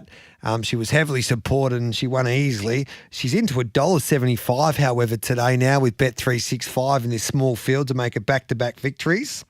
Ultimatum at $4.50 for the McAvoys is first up from a break. Siesta at $6.50, then Climb the Ladder at $7. Sea Poem given a hope at $8.50. So it's an even race, but this favourite's been well supported again here, Mitch. Yeah, I think she'll be hard to beat as well, G. You know, probably favourable to be on speed, and she'll be on speed there again. Put them away by 6 lengths on debut and did it quite nicely. I think in a small field, she'll prove pretty hard to beat, just depending on how low you want to be betting. And then, geez, I really hope, for 2 more, and we could have played some each way for some value, but I guess my next sort of pick was Ultimatum, if you wanted to throw that in, the Quinella or such. I thought what it did last prep was pretty good, and recent trials have been handy. So, hard to knock the favourite. I was 5, 4, 3 and 2. 5, 4, 3 and 2 in the third. We move on to the 4th race there at Sandown today. You can scratch the 2 and the 5. This race over the 1,600 metres, a benchmark 78. And the Bet365 market, and this will kick off the quaddie as well. Chocolates is a good horse. She resumes here. She's into 270. Presser at $2.90, Actinon Verba at $3.40, Mr. Viarchi at $6 and Lodbrock at $26 is the outsider of the field here, Mitch. Yeah, look, Chocolates is one of the ones I'm keener on in the meeting, G. I know she'd be better over more ground. It's a 1,600-metre kickoff for her, but she won over the 1,300 metres last prep. I just think she's got the class.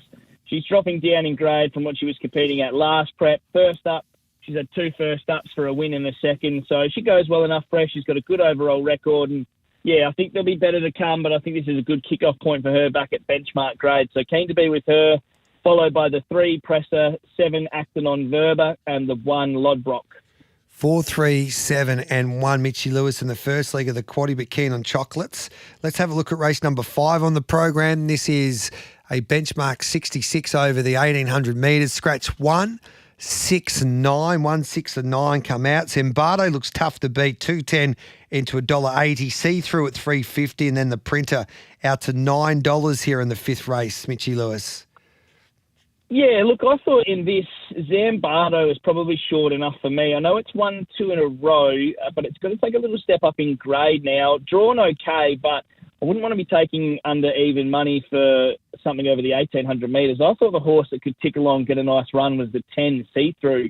Gets in well at the weights as well. Second last time over the 1,600 metres.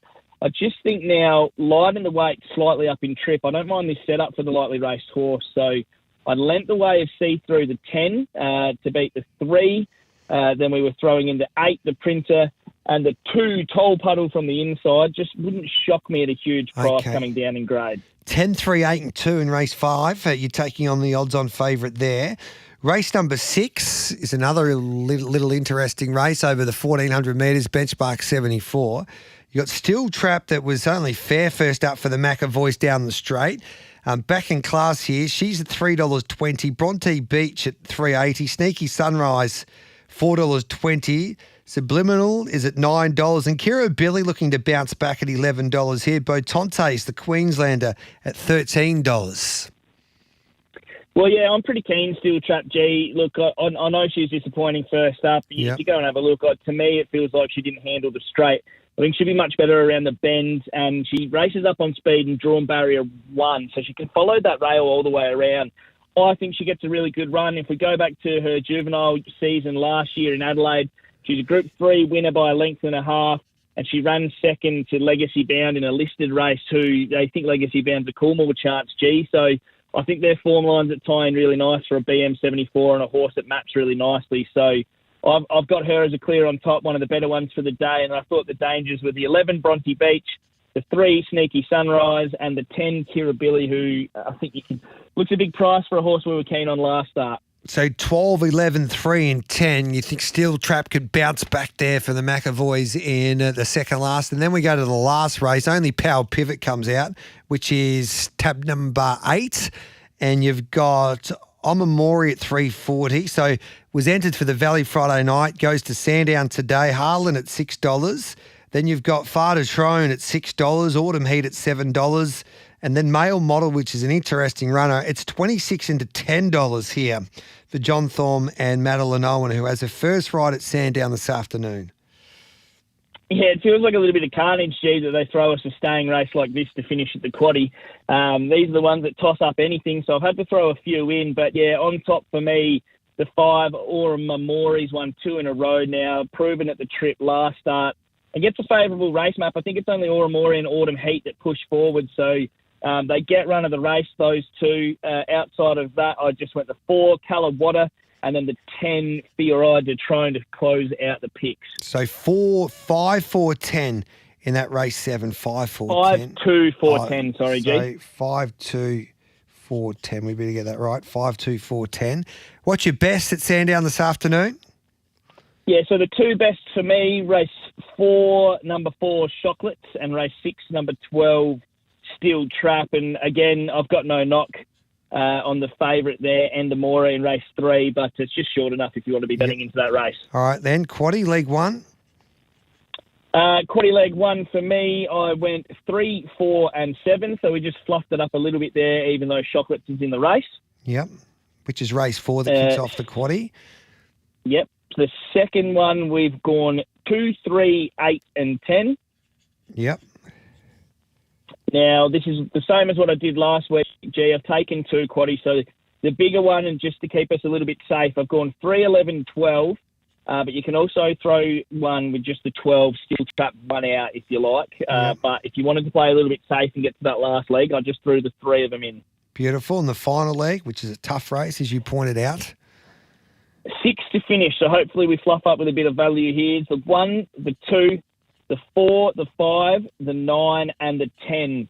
So it's $216 for the full quaddie, but if you go the 1 out option with steel trap, it'll be $72. So 3, 4, 7 first leg, 2, 3, 8 and 10 second leg. You can play the 12 1 out, or you can have 3, 11 and 12 in the final leg, 1, 2, 4, 5, 9 and 10. Your tips there for Sandown this afternoon.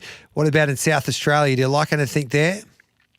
Yeah, look, a couple G, I think, just as I shut my iPad and forgot we'd ask about this, in the last 3 races, G, Travis Dowdle brings a couple of resuming runners. Race 5, number 1, Swifty Harriet. I think she's the class runner of the race. She'll be better suited over more ground. But it sets up well for her, and slightly similar in race 7. I don't mind the horse, number 1, Flaming Navy, who was a good runner for winner first up last prep. I just think this track, with the rail going slightly out, is going to suit those up on speed. So he gets in pretty well from barrier 3 up on speed. So they're the 2 that I'm keenest on there at Balaclava. But, yeah, the full set of selections you'll find up there at Betsy. Beautiful. Head to Betsy to get your full set of tips there at Balaclava today. But you're playing 2, race 5, number 1, race 7, number 1. Good on you, mate.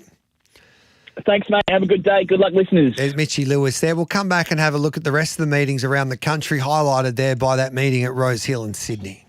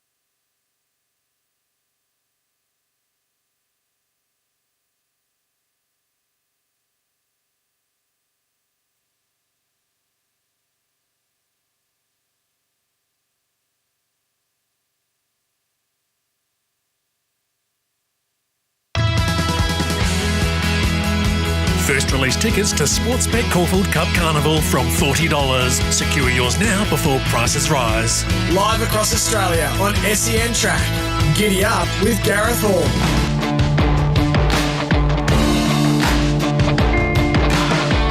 Back to Giddy Up, the barrier draws. We mentioned a few at Flemington. We had the Group 1 barrier draws yesterday ahead of Randwick, but the most anticipated race, I reckon, at Rose Hill, I should say at Randwick on Saturday, is for the sprinters. We've got a few of those runners on their way to the Everest, of course. I think that race is the Premier Stakes race 7. Jimmy Starr at gate 7. He'll go back anyway.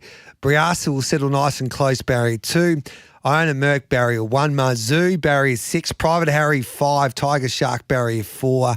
And Jetta Bill, barrier 3. So bring on Saturday. As I say hello to you, Mickey Gannon. G'day, Jay. Yeah, rail in the true position there. Randwick will be a good 4 surface, maybe even get to a good 3. So cracking meeting ahead. Really looking forward to going through that later on tonight. Take it away with your specials at Rose Hill this afternoon. 6 races.